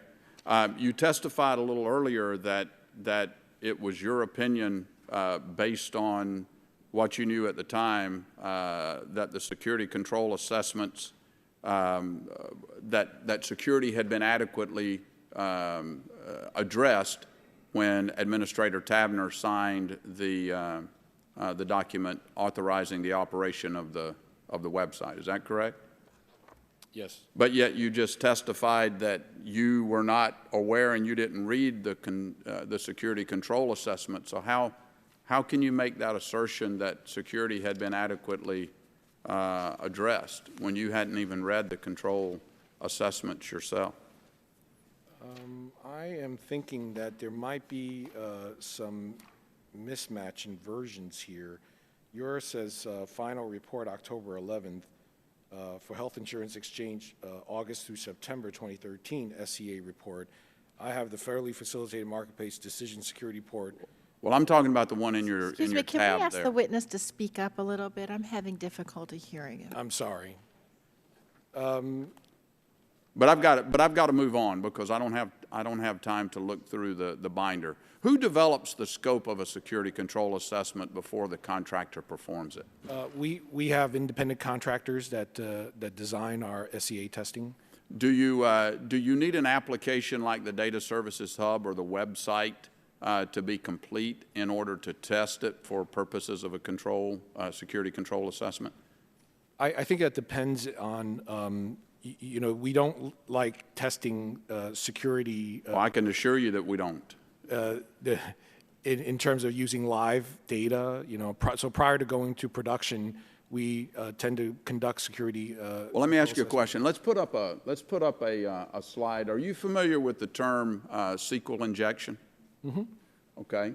You know, SQL injection is a process that hackers use to gain access to SQL databases, relational databases through SQL.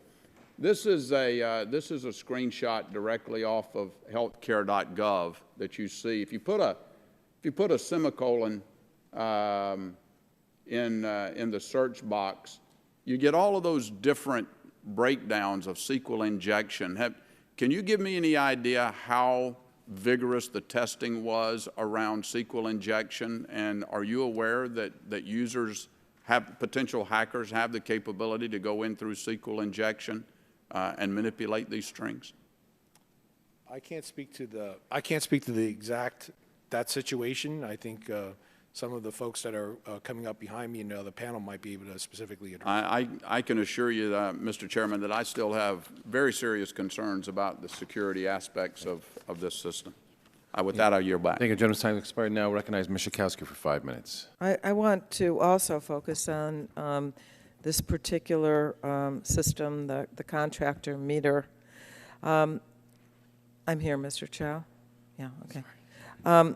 We've heard this morning, we just heard about the risks that the contractor meter identified when it performed security control assessments for different components of HealthCare.gov. And at first glance, they can seem alarming.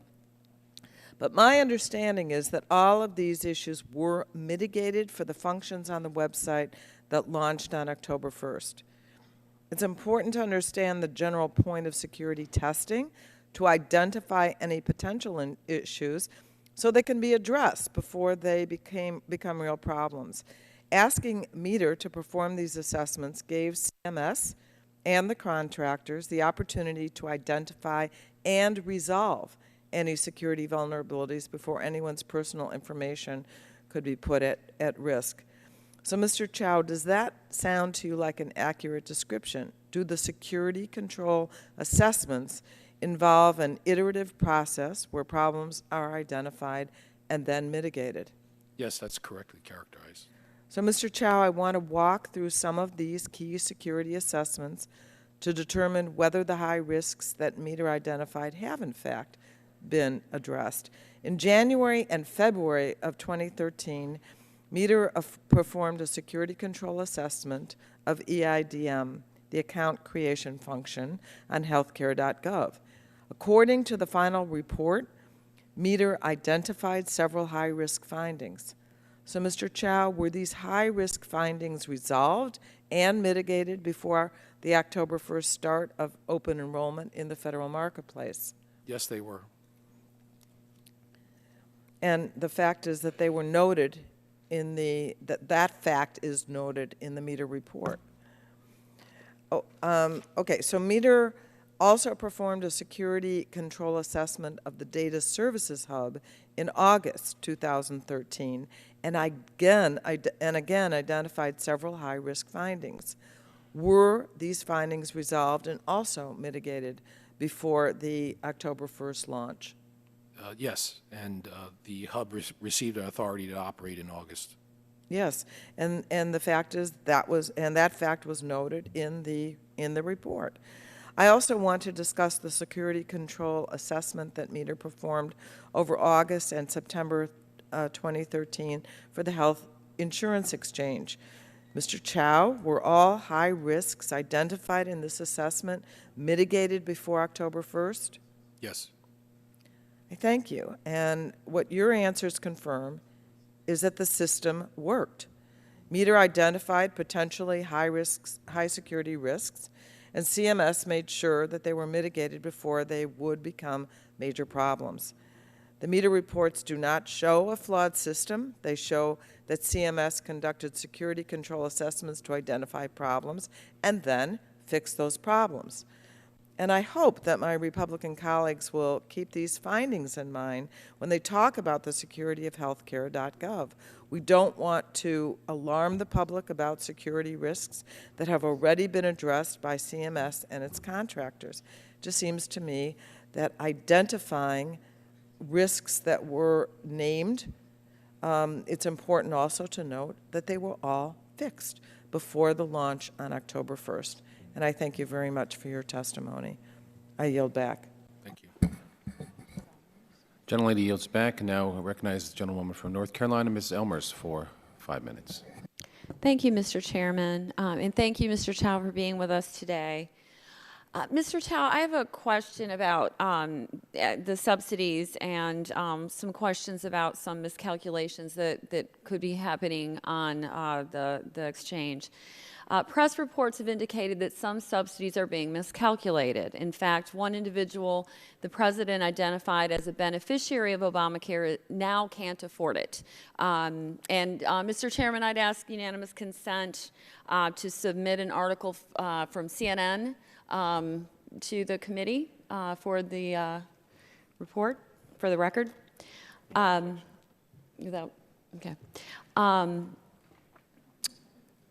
This is a single mom, has a teenage son with ADHD, went on the Washington State Exchange, had gotten a insurance quote for what she would pay at a gold price. Then she received notification that the quote was actually higher for a silver plan. More confusion went on, then even a cheaper plan at bronze level for $324. So in other words, she ended up paying a lot more. I guess my questioning for you is, is this happening on the HealthCare.gov site or the federal marketplace? I think there are a lot of inputs to how an advanced premium tax credit is calculated. A person can come back and make some modifications to their income levels, to their household composition. So, and Washington is a state-based marketplace, so I can't really speak to that particular case. But I think that HealthCare.gov allows people the flexibility to try several ways to determine, what their tax credit. Okay, and there again, I'm just going based off the article. It doesn't seem to be that she had gone back to make any changes. It sounded to me like, there were miscalculations that she was notified of. So again, my questioning is this happening in the federal exchange? I would need some specifics to be able to answer that. Okay. I think that if anyone ever does have issues with believing that their subsidies were incorrectly calculated, they could certainly call our call center to try to find out if it was correct or not. So that's basically, I'm just asking how someone would address that or how that would happen if there were miscalculations, then you could speak to someone personally and... Yes, we have both the call center and what we call eligibility support workers. Do you know if this is what's happening? Have you heard any reports of? I think there are many calls to the call center for many different reasons. I don't know exactly, I can't tell you there were 10 cases today or, but they do have that reason. CGI, well, we can move on. I appreciate that. CGI, the contractor responsible for building HealthCare.gov,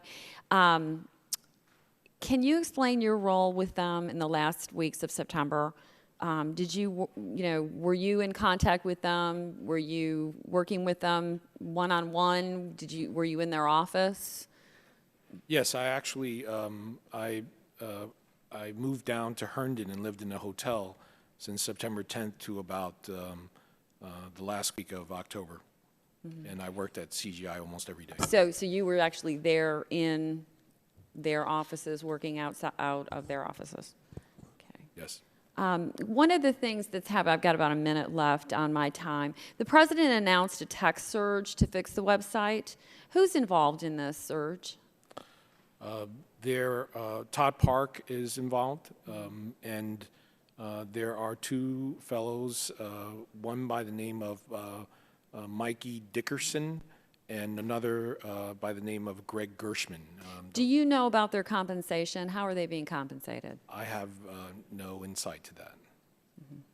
Do they have a contract, or did they have to sign an agreement? I don't know. Who do these individuals report to? I'm not sure who they have a contract with or whether if they... So, but you are in charge of the technical component to HealthCare.gov, and they don't report to you? No, they're part of a tech surge team that's being led by Jeff Zients. Okay, so right. Jeff Zients is really the person that they are reporting to? Right. Okay, thank you very much. Mr. Chairman, my time has expired. Gentlelady yields back. Now go to Mr. Olson for 5 minutes. I thank the chair and welcome Mr. Chow. As you can imagine, sir, folks back home in Texas 22 have one simple question. Why? Why did HealthCare.gov.com roll out .gov on October 1st when most people in CMS, including yourself, and every contractor writing the codes and doing the testing said, stop, stop, stop, stop. We need more time. This red team document is frightening. I refer you to page 4 of the document. Terms like limited end-to-end testing, parallel stacking of all phases. Stacking is vertical, not parallel. Insufficient time and scope of end-to-end testing. Launch at full volume. And I refer you to your 7/16 email, which you said you're worried that, and this is a quote, crash the plane, takeoff. With all due respect, sir, it never got to the runway. It was still waiting at the ramp there, waiting for the pilots, the bags, the fuel, waiting for new tires. Using your analogy and my record as a naval aviator, HealthCare.gov was a quote-unquote hangar queen, never ready to fly. I do want to talk about the folks back home I work for are most concerned about protection of their personal health information. With so little testing, they're concerned about the lack of security control assessments, SCAs. And my question is I'll refer you to the document brief there, and please turn to tab 2, sir. My question concerns that you guys said that this is a document you wrote for Ms. Tavender, that you need a 2-part mitigation plan. In part 2 is basically you said, one of the recommended steps is to, quote, conduct a full SCA test on the FFM in a stable environment where all security controls can be tested within 60 to 90 days of going live on October 1st. The FFM will not be completed by November 30th. So how can you conduct a full test of the SCA within 60 days of open enrollment? How can that happen when you're losing 30 days right off the bat? I think the 60 to 90 days refers to the inclusion of the final piece that needs to be built. What we mentioned earlier, which I just want to say that it's actually 30% of the systems are left to be developed, not 70%. And that 30% represents the payment aspect and the accounting aspects of making payments in the marketplace for all marketplaces, not just for federally facilitated marketplaces, and that functionality has to be in place for the January 1st effective date enrollments. And so I think once we have that completed, we could do a full SCA across the entire system. But sir, the document says October 1st rollout, 69 days after that.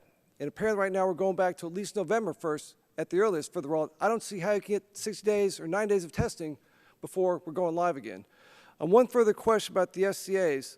How many SCAs did you identify and fix before the rollout on October 1st? How many have been identified and fixed after the rollout? And how many are still out there? What's the scope that my constituents should be worried about?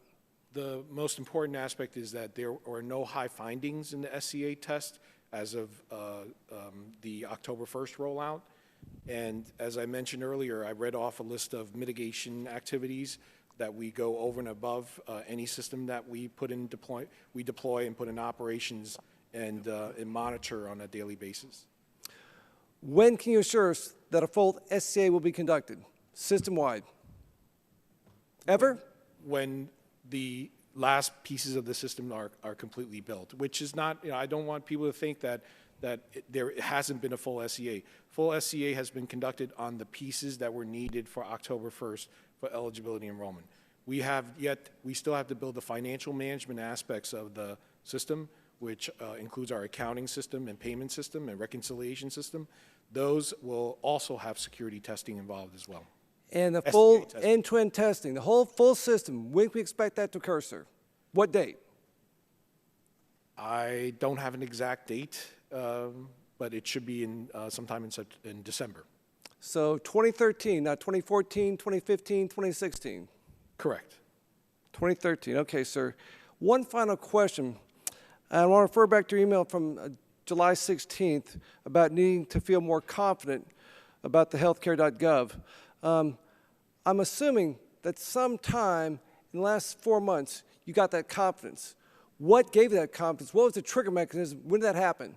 Something changed in the last 4 months. I didn't say anything about having more confidence. I'm always cautious, which is what I was trying to say earlier, is that until this is fixed, until the vast majority of people who are having good experience going through here, and we have people who want to enroll, get enrolled, particularly for January 1st, I'm going to continue to focus on that along with the rest of the team. And, so it's not really about confidence level right now, it's about focusing on fixing the problem. And so we're not flying yet. The hangar queen is still at the hangar. I yield back the balance of my time.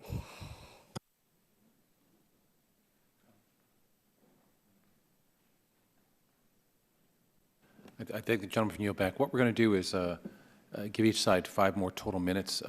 Ms. DeGette has a couple clarifying questions. I have a couple clarifying questions. If anybody from my side needs some time, we'll do that real quick.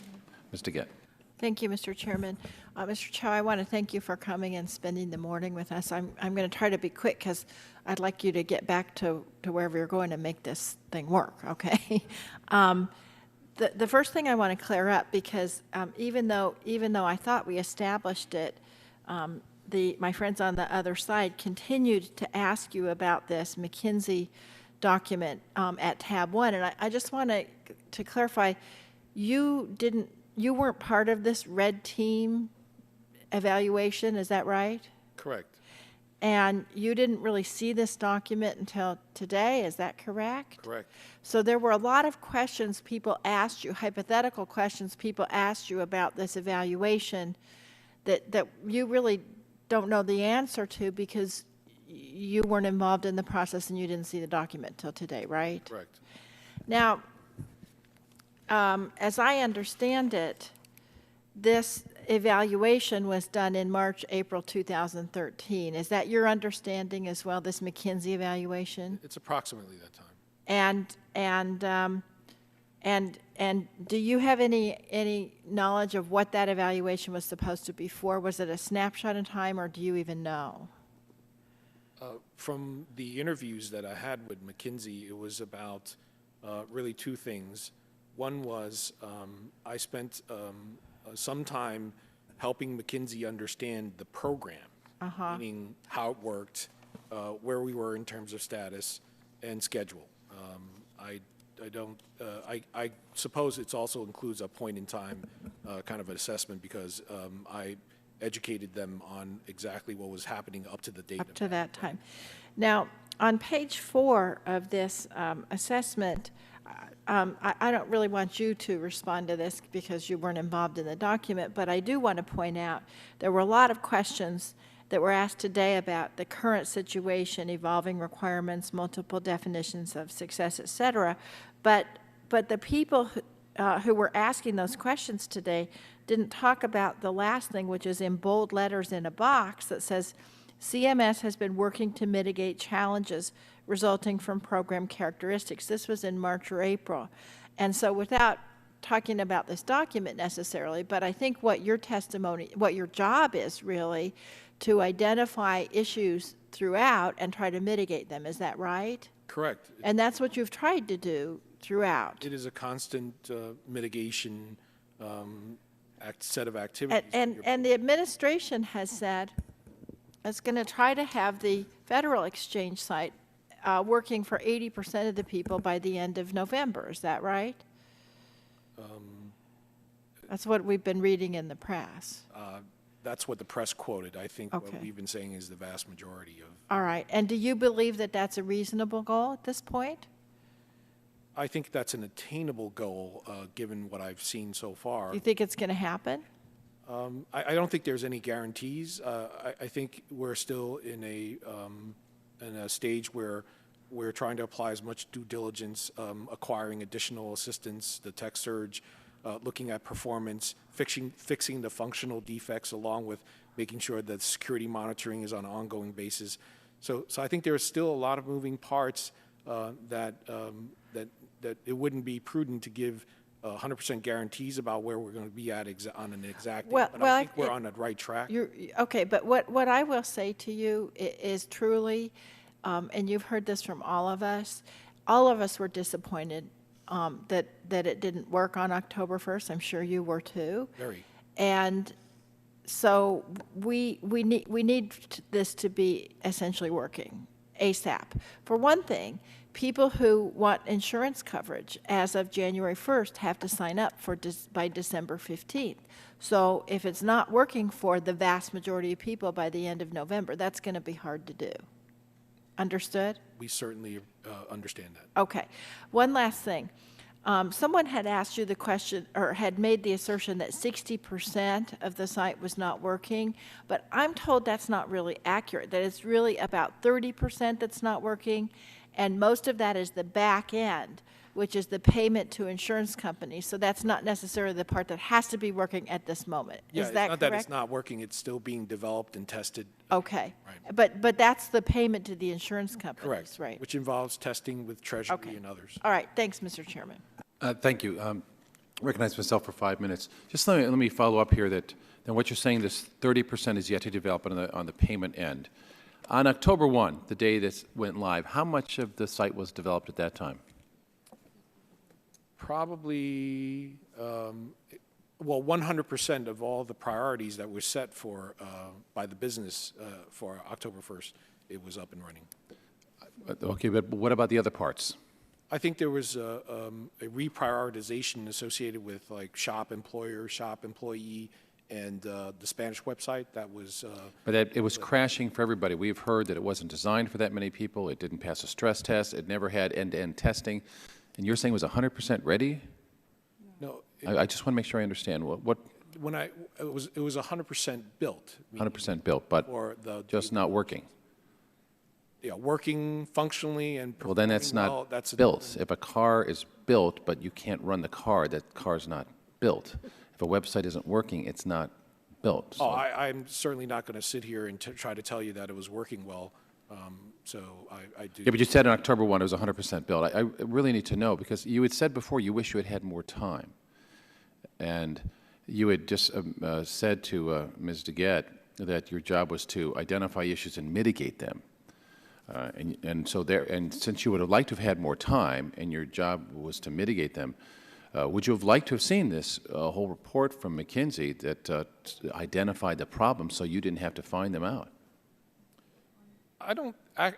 Actually, I don't think it was necessary, because I think this report was for really for Marilyn Tavener and others, and it was written for that level of consumption and that audience. But you haven't seen it, so you don't know. Or do you know? I'm just assuming that that's why I wasn't. Okay, I just want you to stick with facts you know. So, well, what I'm seeing here is from March on, Marianne Bowen, Jim Kerr, Todd Park, Brian Sivek, Michelle Snyder, Gary Cohen, Bill Corr, Mike Hash, Ariana Khalid, Todd Park, Catherine Sebelius, William Schultz, Michelle Snyder, Brian Sivek, Marilyn Tavener, Mark Childress, Jean Lambrew, and Ellen Montz all had briefings on this. Are those any people you work with? I've been in meetings with several of those folks. Several of them since March and April? Yes. And none of them raised any of these concerns to you, and you identified yourself as your job is to identify issues and mitigate them. But none of them identified that with all these interviews and the 200 documents reviewed, that there were these problems. Within my day-to-day operational, requirements to manage the contract, to manage schedule, to manage staff, and yeah, but what you don't measure, you can't manage. And so I'm concerned that this list of people who you work with were not communicating to you this document that you knew something existed because you indeed were interviewed on it yourself. But here we have this messy rollout that didn't work, that crashed, that only 6 people signed up the first day. And we still are concerned about problems. And yet it's puzzling to me why these key people just didn't talk to you about it. Do you have any, they gave you no hints that this existed? perhaps that I just was not included in certain discussions. Well, if you knew then what you know now, would you have spoken up more with regard to rolling out this website on October 1? I wish I had the luxury of a time machine to go back and change things, but I can't do that. I understand that, but it is a matter that, did you ask someone at that time for more time? No. Why not? Because my direction was from Marilyn Tavener, is to deliver a system on October 1st. So Marilyn Tavener said deliver October 1. She had been in on these briefings from McKinsey that said there were serious problems. She was in at least 2 of them, I believe. And this was at HHS headquarters on April 4. She was there, and also at the Eisenhower Executive Office building on April 6. She was there. She was briefed on these problems. She said, move it for October 1, and you as the man who is in charge of making sure this works, she didn't tell you that those problems existed. Is that what you're saying today? I can't comment on that. It's either she told you or she didn't tell you. I'm just curious. I don't think she told me in the context of this briefing. I think we have status meetings all the time in which we talk about ways to mitigate and to... So you met with her frequently over those months, but she never brought up the extent of these concerns? Not the McKinsey report, no. Okay. I think we talked about certainly about issues and priorities for October 1st. I see. Well, I have no further questions, so Mr. Chow, I appreciate you spending so much time with us today. We are going to take a real quick 5-minute break. We recognize our next panel of witnesses has been sitting here for a while, so we'll be right back in 5 minutes. And thank you again, Mr. Chow. Thank you.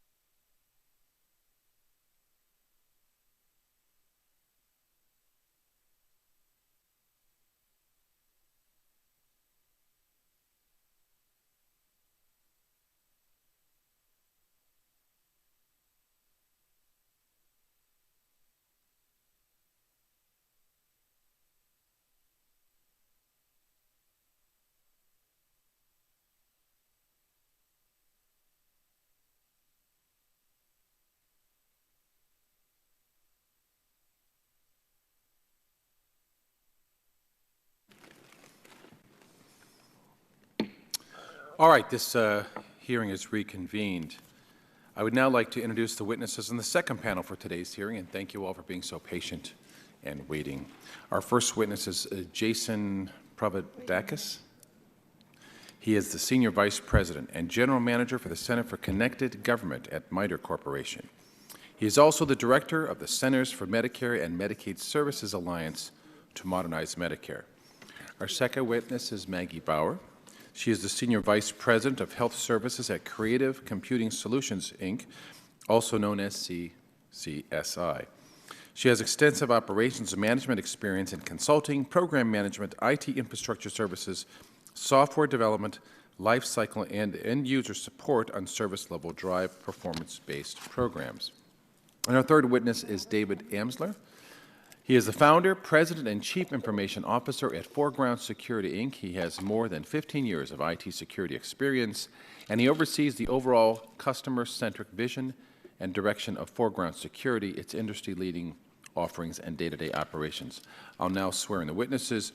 You're all aware that the committee is holding an investigative hearing, and when doing so, has the practice of taking testimony under oath. Do you have any objections to testifying under oath? No. All the witnesses are negative there. The chair then advises you that under the rules of the House and the rules of the committee, you are entitled to be advised by counsel. Do any of you desire to be advised by counsel during your testimony today? No. And all the witnesses have said no. In that case, would you please rise, raise your right hand, and I'll swear you in. You swear the testimony you're about to give is the truth, the whole truth, and nothing but the truth? Yes. And all the witnesses responded, I do. You're now under oath and subject to the penalties set forth in Title 18, Section 1001 of the United States Code. You may now give a 5-minute opening summary of your statement, Mr. Provodakis. All right. Well, good morning, Chairman Murphy and Ranking Member DeGette. My name is Jason Provodakis, and I am here today on behalf of the MITRE Corporation. I serve as the director of the not-for-profit federally funded Research and Development Center, operated by MITRE and sponsored by the U.S. Department of Health and Human Services. The MITRE Corporation is chartered in the public interest to apply systems engineering skills and advanced technology to address issues of critical national importance. We accomplish this through operation of research and development centers that support our government sponsors with scientific research and development, analysis, and systems engineering and integration as well. Known as federally funded research development centers, they are operated under a set of rules and constraints prescribed by the Federal Acquisition Regulations. The rules are designed to preserve the FFRDC's objectivity, independence, and freedom from conflict of interest. MITRE operates FFRDC centers for 7 federal agency sponsors. We were awarded the contract to operate the CMS Alliance to Modernize Healthcare Center about a year ago, following a competitive bid. The center is charged with assisting CMS in modernizing its operations and supporting the implementation of health reform and the expansion of health care to millions of Americans. MITRE serves as a technical independent objective advisor to CMS. We've been supporting CMS successfully since about 2005 on a contract basis prior to the establishment of the new center. We advise on health IT, help plan develop future policies. We provide technical evaluations and objective evaluation of business models and assess new technology. As part of its efforts to establish HealthCare.gov, CMS asked MITRE to conduct security assessments on parts of the site. And I appreciate the opportunity to clarify what our role was in assisting CMS on HealthCare.gov. We provide CMS with information security support and guidance under 2 contracts, the Office of Information Systems and Enterprise Information Systems Group. Pursuant to tasks issued under those contracts, MITRE performed a total of 18 security control assessments, or SCAs, for components across the range of CMS enterprise systems. Most of these were performed on supporting infrastructure and development components. 6 of the SCAs were directly related to HealthCare.gov and were performed between September of 2012 and September of 2013. MITRE performs various tasks as part of overall support for CMS enterprise security maintenance. A limited amount of that support is in the form of external penetration testing relative to CMS websites, including HealthCare.gov. MITRE is not in charge of security for HealthCare.gov. We were not asked, nor did we perform end-to-end security testing. We have no view on the overall safety or security status of HealthCare.gov. MITRE did not and does not recommend approval of or disapproval of an authority to operate. Deciding whether and when to grant an ATO is inherently a governmental function that derives from the government's assessment of overall risk posture. In this case, the government made its ATO decisions based on a large set of inputs and factors, among which were 6 SCAs performed by MITRE. We do not have visibility into the many other factors that went into the government's ATO decision. CMS did not advise MITRE whether or when ATOs were granted for the marketplace components being tested. In this case, the government made its ATO decisions based on a large set of data. Again, we were not asked to conduct end-to-end testing. Rather, we test specific parts of HealthCare.gov under a set of specific parameters established by CMS. We worked alongside the CMS-designated contractor in the course of testing to remediate risks as high, and in almost all cases, we succeeded. Our testing was accomplished in accordance with standard SA engineering methodologies. In each case, we assessed component security control risks against CMS-defined security control parameters on a high, moderate to low scale, and we recommended appropriate risk mitigations. On-site security control assessment testing typically begins on a Monday and wraps up within a week. It tests against CMS-defined security control parameters. Over the course of 5 days of testing, MITRE identifies the risk and assigns the remediation priorities for risks judged to be high and moderate levels. Security testing is designed to flesh out and pinpoint the security weakness of a digital information system. This enables corrective remediations to be applied and also allows the system operator to make necessary business judgments and trade-offs about the overall system. Because our role in performing the security control test was limited in both time and scope, MITRE has no insight into how assessed security control risks were handled or what other risks may have surfaced subsequent to the date of testing. Judgments about the potential impact of assessed security control risk on overall system operation or performance were business judgments made by CMS as part of the operating authority. Through our broader partnership with the federal government, we remain committed to assisting CMS in working to enhance the care and delivery of health care for all Americans. I'd be happy to respond to your questions. Thank you. Thank you. Now turn to Ms. Bauer for her opening statement. Good afternoon, Chairman Murphy, Ranking Member DeGette. My name is Maggie Bauer, and I'm a Senior Vice President at Creative Computing Solutions, Inc., CCSI. I have responsibility for CCSI's federal health contracts, including the Centers for Medicare and Medicaid Services, Veterans Affairs, the Department of Health and Human Services National Institutes of Health, and the Military Health Service. In addition to health-related services, CCSI delivers program and project management services, cybersecurity services, and enterprise systems engineering exclusively to the federal government. CCSI was founded in 1992 by Dr. Manju Butra. In August of 2012, CMS awarded CCSI a contract to provide security oversight of the CMS eCloud. The eCloud refers to CMS's virtual data center, which hosts systems and applications that support the Affordable Care Act. Foreground Security is our subcontractor, and we function as a fully integrated team. CCSI's role on this contract is to provide security operations monitoring and management, including 24/7 by 365 security monitoring from a Secure Operations Center, otherwise known as a SOC. We monitor the perimeter firewalls and network devices for the eCloud, and we scan applications for security incidents.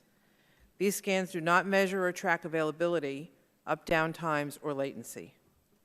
If we detect an anomaly, we follow the CMS-approved incident response plan procedures for identified security incidents, such as network security configuration flaws or vulnerabilities in the network, security devices, or in applications. CCSI's contract does not extend to remediating security incidents.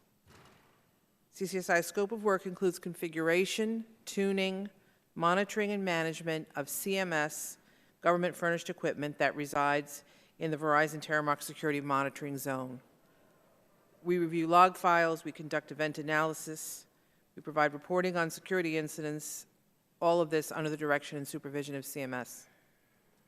Activities involving the development, scaling, testing, release, or administration of the Federal Exchange Program, HealthCare.gov, the Federal Exchange, or the Federally Facilitated Marketplace are not within the scope of our contract.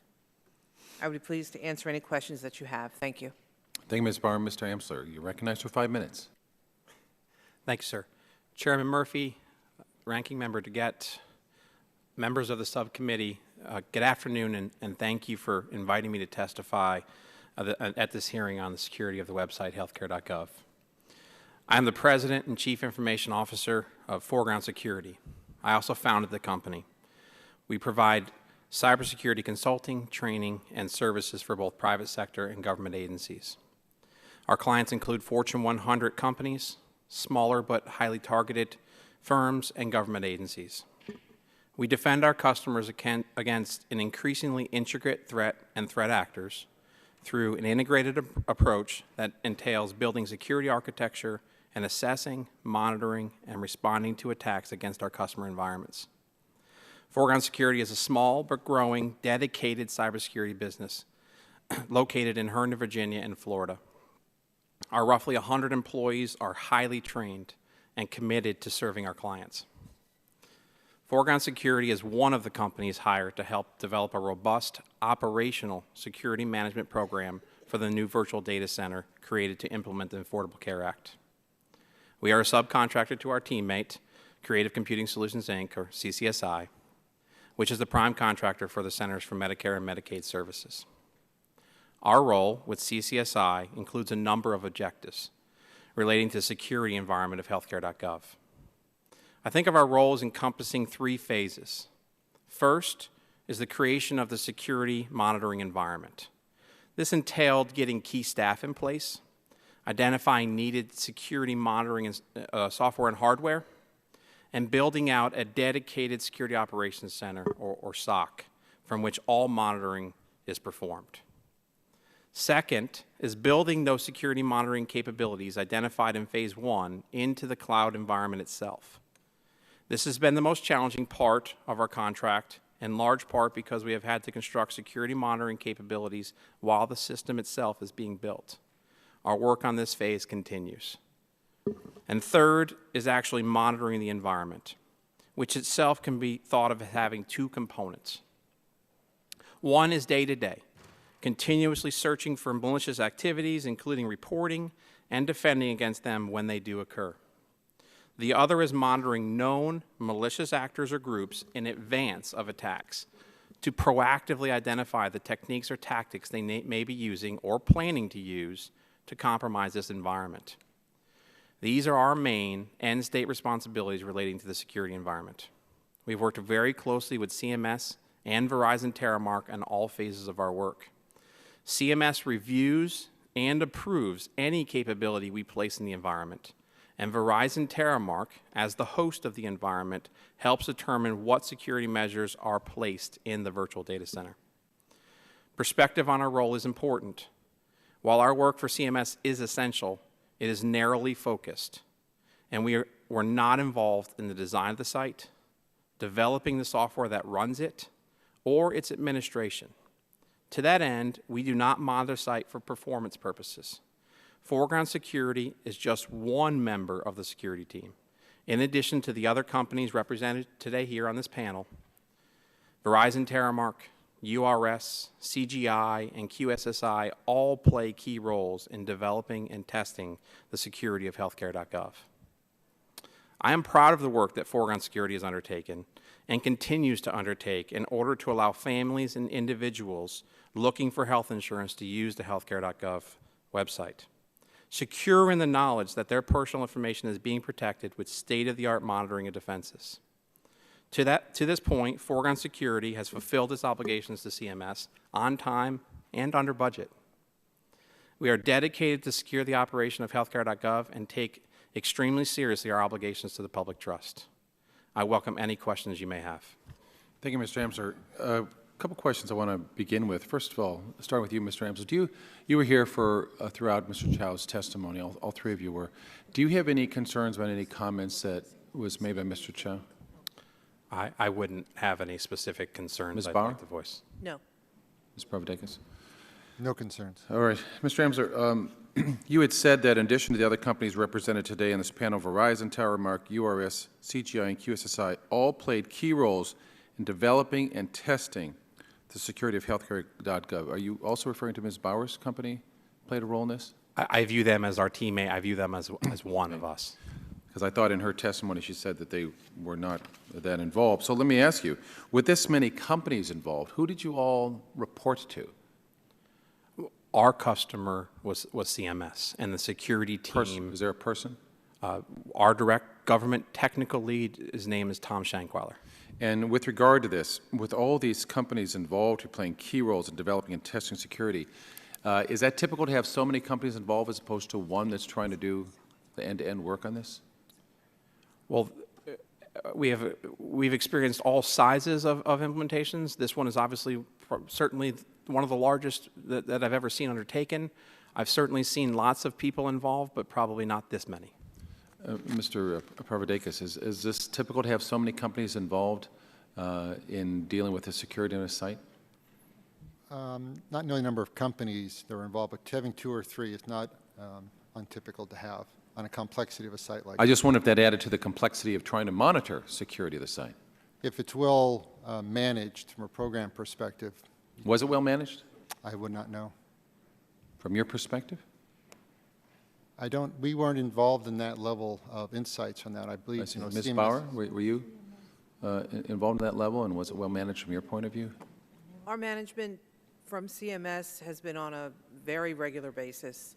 We have daily meetings. In fact, since HealthCare.gov went live, those meetings actually began, or ramped up, I should say, to hourly, and then backed away to about every 4 hours, and now they're on a shift basis, so 3 times a day. You said activities involving the development, scaling, testing, release, or administration of the Federal Exchange Program System, HealthCare.gov, the Federal Exchange, or the Federally Facilitated Marketplace, or FFM, are not within the scope of your contract. So you were not involved in the security issues involved with those websites? The security, yes, but not the development, scaling, or testing of the HealthCare.gov application. Were you involved with the testing of the security? Yes. And was it working? Yes. At October 1? Everything that was under our scope. Under your scope? Yes. But in terms of how it relates to other parts, you don't know?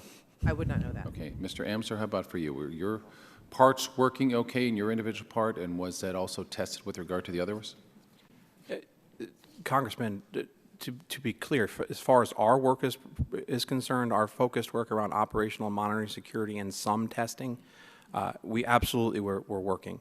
I can't speak to the rest of the groups and the teams that were involved in development or even the SCA. So what I'm trying to find out is that typical, atypical, and would you be concerned about how your parts worked in conjunction with the site overall, or is that not typically a question you would ask?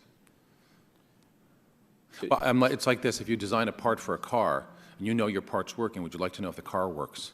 Absolutely. And so that's what I'm asking all of you. Would you like to know that if your segments may have worked on their own, but you didn't know whether it worked with the whole system and security? Is that correct, Mr. Parvadakis? Well, that would be correct. Ms. Bauer? Yes. Okay.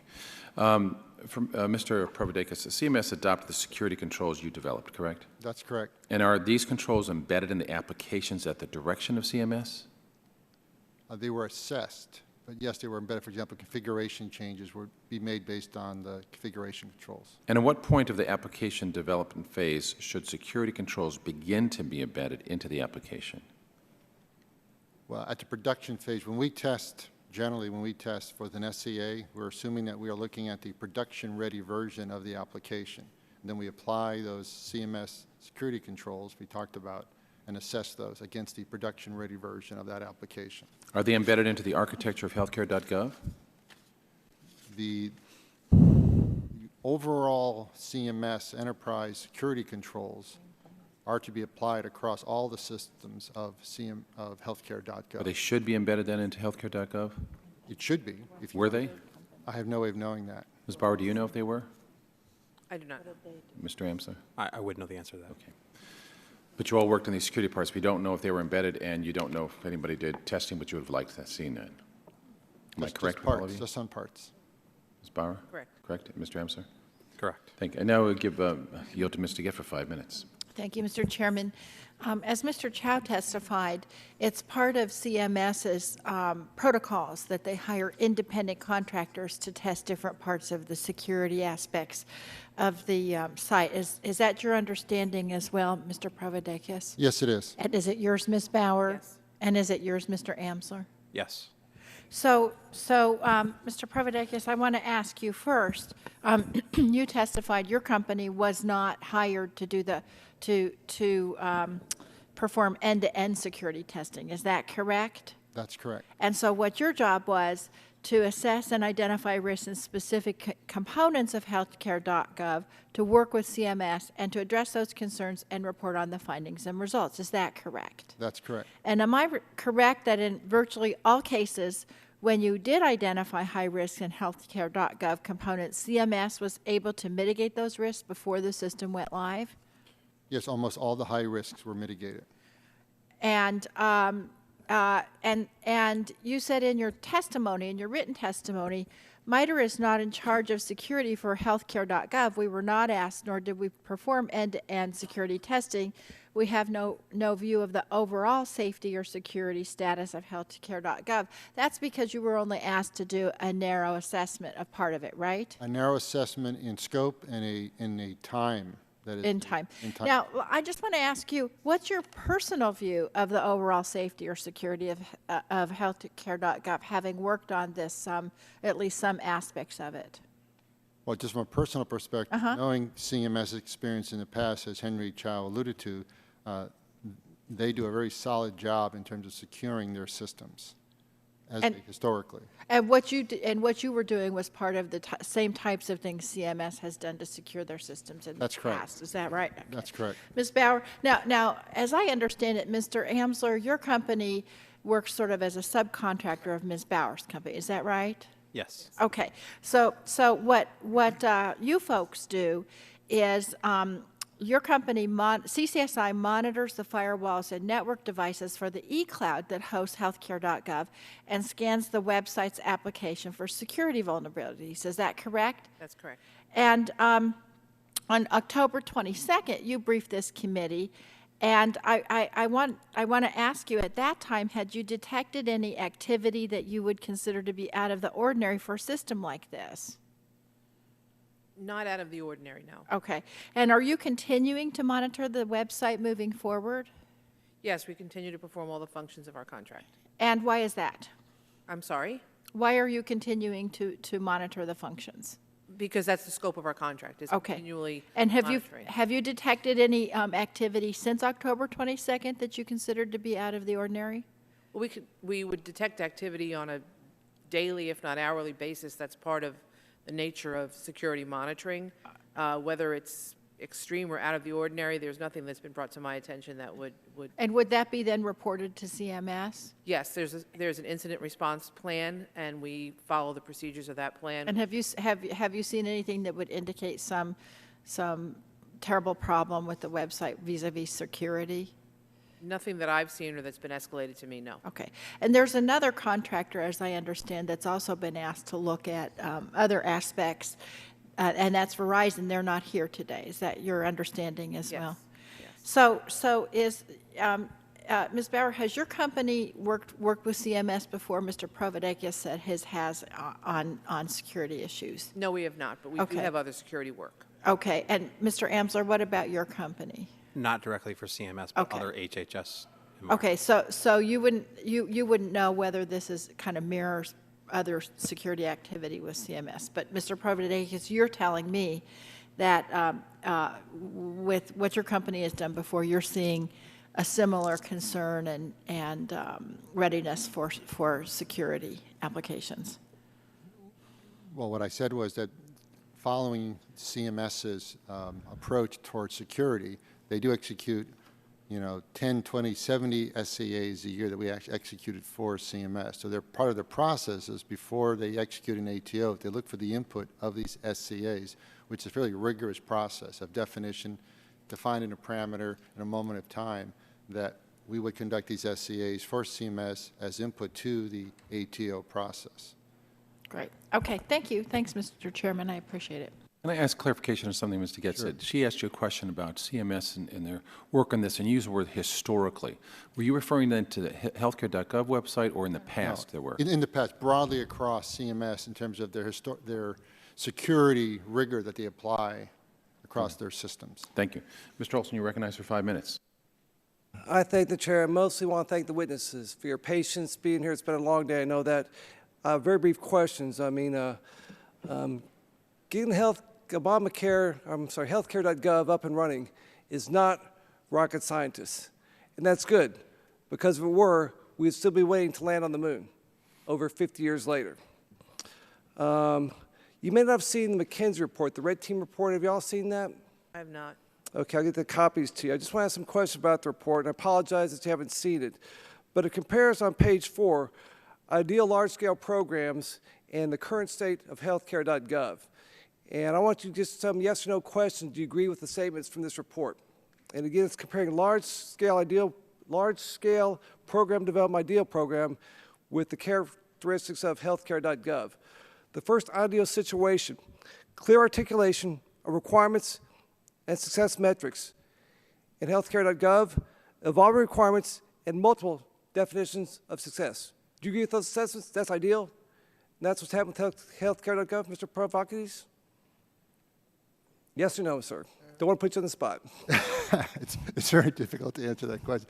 Is that a hypothetical question in terms of... Hypothetical, yes, sir. I mean, the ideal program is in clear articulation. And has that happened on HealthCare.gov? In the best world, you would love to have clear articulated requirements up front that you can design to, build to, test to, and that would be great. Although it's rare, but that would be great. Okay. Involving requirements with HealthCare.gov, has that been a problem? I'm not sure of the number of requirements. I would think there were quite a number of requirements for HealthCare.gov. Ms. Bauer? I would, just having looked at it briefly, I apologize for that, ma'am. I would agree with the description of the ideal situation. However, I wouldn't have insight into the current situation because that involves the development of HealthCare.gov, which is not. Mr. Amsler? I agree with ideal. Again, we weren't involved in those aspects, so I couldn't speak to it. How about the program there? Ideal is sequential requirements, design, build, and testing, and iteration, revision between phases. And what the current situation is, parallel stacking of all phases. Do you agree, Mr. Provokidis? I apologize, sir, for not... I'm sorry, it's fine. What ideal is and what... It would create significant challenges to the program office to deliver that. Has there been parallel stacking? It would be a significant challenge to do that. Ms. Bauer? I would agree with that statement. Mr. Amsler? Agree. Okay, how about end-to-end integrated operations and testing is the ideal. I think we all agree with that. And what's happened is insufficient time and scope of end-to-end testing. Would you all agree with those statements? Yes or no?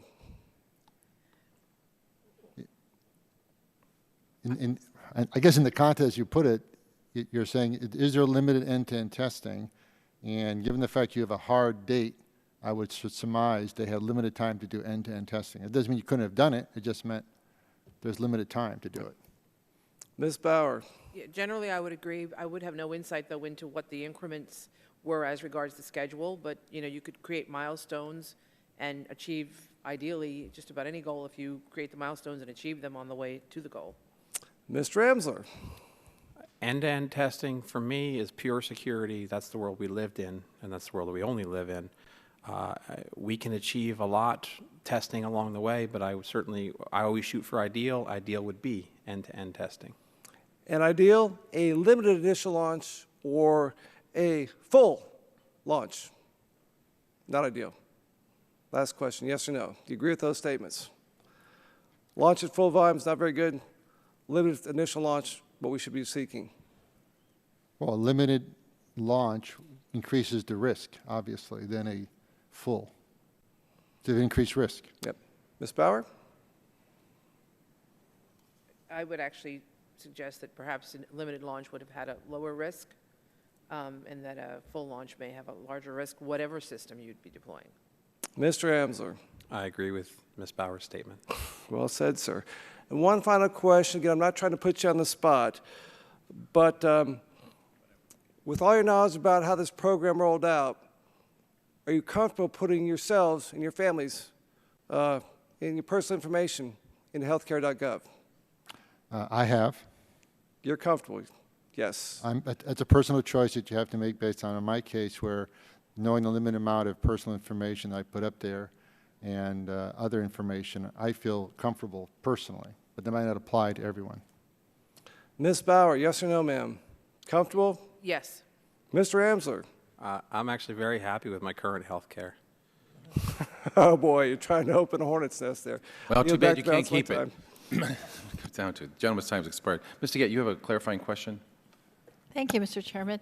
The questions that Mr. Olson was asking you folks were on this McKinsey document that we spent so much time with the last witness talking about, tab 1 of the notebook. Have you seen that report before, Mr. Provodakis? I am familiar with this report. Okay. Ms. Bauer, have you seen it? No, I have not. And Mr. Amsler, have you seen it? I have not. Okay. So, Mr. Provodakis, the two of you, then Ms. Bauer and Mr. Amsler, any answers you were giving were really just based on speculation, since you haven't seen it, weren't involved with it. Is that right? Yes. Mr. Amsler? That's correct. Okay, Mr. Provodakis. So Mr. Olson was asking you about some of these recommendations. This is from last spring. It was a snapshot in time on page 4 of that report at the bottom, where he was talking about evolving requirements, multiple definitions of success, et cetera. The part he forgot to mention, which was the part also I noticed they forgot to mention when the previous witness was up, is the part that's in the box in bold type at the bottom of all of those current situation bullets, which says CMS has been working to mitigate challenges resulting from program characteristics. Do you see that? I do see What that. does that mean to you? Well, it means to me that they recognize the risk and the challenges of the program, and they were looking at options or mitigation approaches that would minimize the risk. So CMS hired McKinsey to do an evaluation of the program and come up with some concerns that they could then work to mitigate. Is that right? Only what yes. And that's the same reason they hired your company to do security assessments, is to find places where there might be problems and to make recommendations that they could then work to mitigate. Is that right? That's correct. Identify risks and mitigate risks. And in your view, at least the recommendations your company made, did they in fact work to mitigate those risks? In the context of the SCA, yes. Thank you very much, Mr. Chairman. I have no further questions. Had you seen this document before today, Mr. Provodakis? I am familiar of the document. It's been a while. So you're familiar. So when they say they've been working to mitigate challenges, you are personally aware that some of these mitigations were taking place, or you're just saying so today? No, I have no idea of what mitigation, whether they took the recommendations of this or not. I was curious because you were drawing a conclusion, but I didn't know if you would see. So that's based upon just a guess today. Okay. My opinion, yes. So a quick thing, Mr. Amsler, while developing the security measures for the cloud environment, have you encountered any challenges at all? Certainly, lots of challenges along the way. Congressman, did you mean more implementing them or certain things? Sort of some things that are different from what you're used to here, or anything standing out to you that's a concern with regard to the cloud environment and the security there? Well, cloud in and of itself brings a unique set of challenges that us in the industry are all trying to deal with. Well, that's a system that you can't necessarily correct right now with the cloud environment. It's on its own. It's a secure concern. Agreed. It is one of our biggest challenges that we're facing as an industry today, that being the cybersecurity. Who's in charge of that cloud environment? Verizon, Terramark is, and I assume you mean actually owns it and controls it. And how difficult is it to develop these security measures while the system is being built? That would not be ideal. Do you have all the tools and capabilities now to successfully and fully monitor the system? I'm a unique animal in that I live, eat, and breathe cybersecurity, and as a company we do, so we always strive for better. I'm always striving to make it the best. Do you have all the tools now you need to fully monitor the system? We have a set of controls that exceed any standard set of controls. I understand you're trying to do a great job. I appreciate that. I'm just trying to get a sense of, have you been limited in any way in your ability to do all the things you would like to do with your excellent team in place? There are some things that we have asked for that are not in place as of yet. Really, such as what? These would, they're very technical in nature. Again, we have a standard set of controls, but we're always Mr. shooting Chairman, for we more. might want to have him give us that information. Yeah, in could you let us private. know that? I Is would that be something you happy. would like to do in private instead of public? Would that be? I would be better? happy to get with my team and get with. I appreciate that. the- Ms. Barr, do you have all the tools necessary to fully? Well, our answers are essentially the same because we're an integrated team. I see. would agree with Dave. All right. And Mr. Pravadakis, do you have all the tools necessary to fully do your work here? Well, we're in a slightly different role, but yes. I see. So let me ask this then, with regard to how things are. Is the system, have there been any attempts under what you've monitored, Ms. Bauer and Mr. Amsler, any attempts to hack into the system that you can tell? Congressman, the simple answer is yes. The longer answer is I don't have an environment where it's not being attacked today, though. I understand. So with regard to this then, is the system now, are you saying that it's fully secure from external hackers trying to get in? We live in a world of not if, but more when. That's the nature of the world we live in today. So I can never give you a guarantee that someone's not going to get in. It's probably going to happen at some point, but we have designed it to limit the damage and identify it as quick as possible. So we cannot at this point sign off to say the system is fully secure. It's an ongoing process, you're saying? It's an always ongoing process. Today, I feel comfortable with the capabilities we have put in place, but I'm always striving for more. I understand. And Ms. Barr, would you agree with that assessment? I would. I would. Dave is answering it. You have to talk in your microphone. We can't hear you. Technical perspective, but I would say that from our perspective with regard to the tools and appliances we have in place right now today, the system is secure. As Dave says, security is always evolving. It's always dynamic and ongoing, and we're always going to want to do better and keep on top of the latest technology, the latest appliances, so it will always be maturing. But as regards the scope of our contract and the appliances and tools and processes we have in place, we are confident. I mean, I appreciate your standards of excellence, and I appreciate you understand this is an evolving process. But given the concerns for security, what I'm hearing from you is nobody can really give a 100% guarantee that this website is secure with regard to the data that has the personally identifiable information. As people put those things in there, no one can guarantee that some hacker isn't going to try and get into it, and that they will continue to try and probe until they get through. Is that what you're saying? But I also would say the same thing about Facebook or any banking website as well. Sure. It's just unfortunately the world we live in today. I appreciate that. Same with you, Ms. Bauer? Yeah, and I think the critical factor is the rigor with which we have procedures in place to identify any risks, any vulnerabilities, and then work to mitigate them, and we have very robust procedures in place for that. Very good. Well, I appreciate the comments from the panel today, and I ask unanimous consent that the written opening statements of other members be introduced into the record if they so will it. And without objection, those documents will be in the record. I also ask unanimous consent that the contents of the document binder be introduced in the record to authorize staff to make appropriate redactions. And without objection, the documents will be entered into the record with any redactions that staff determines are appropriate. So in conclusion, I'd like to thank all the witnesses and members that participated in today's hearing. I remind members they have 10 business days to submit questions to the record, and I ask that the witnesses all please agree to answer promptly to the questions, and we will work out some mechanism to answer some of them in confidential, in-camera discussions. And with that, this hearing is concluded.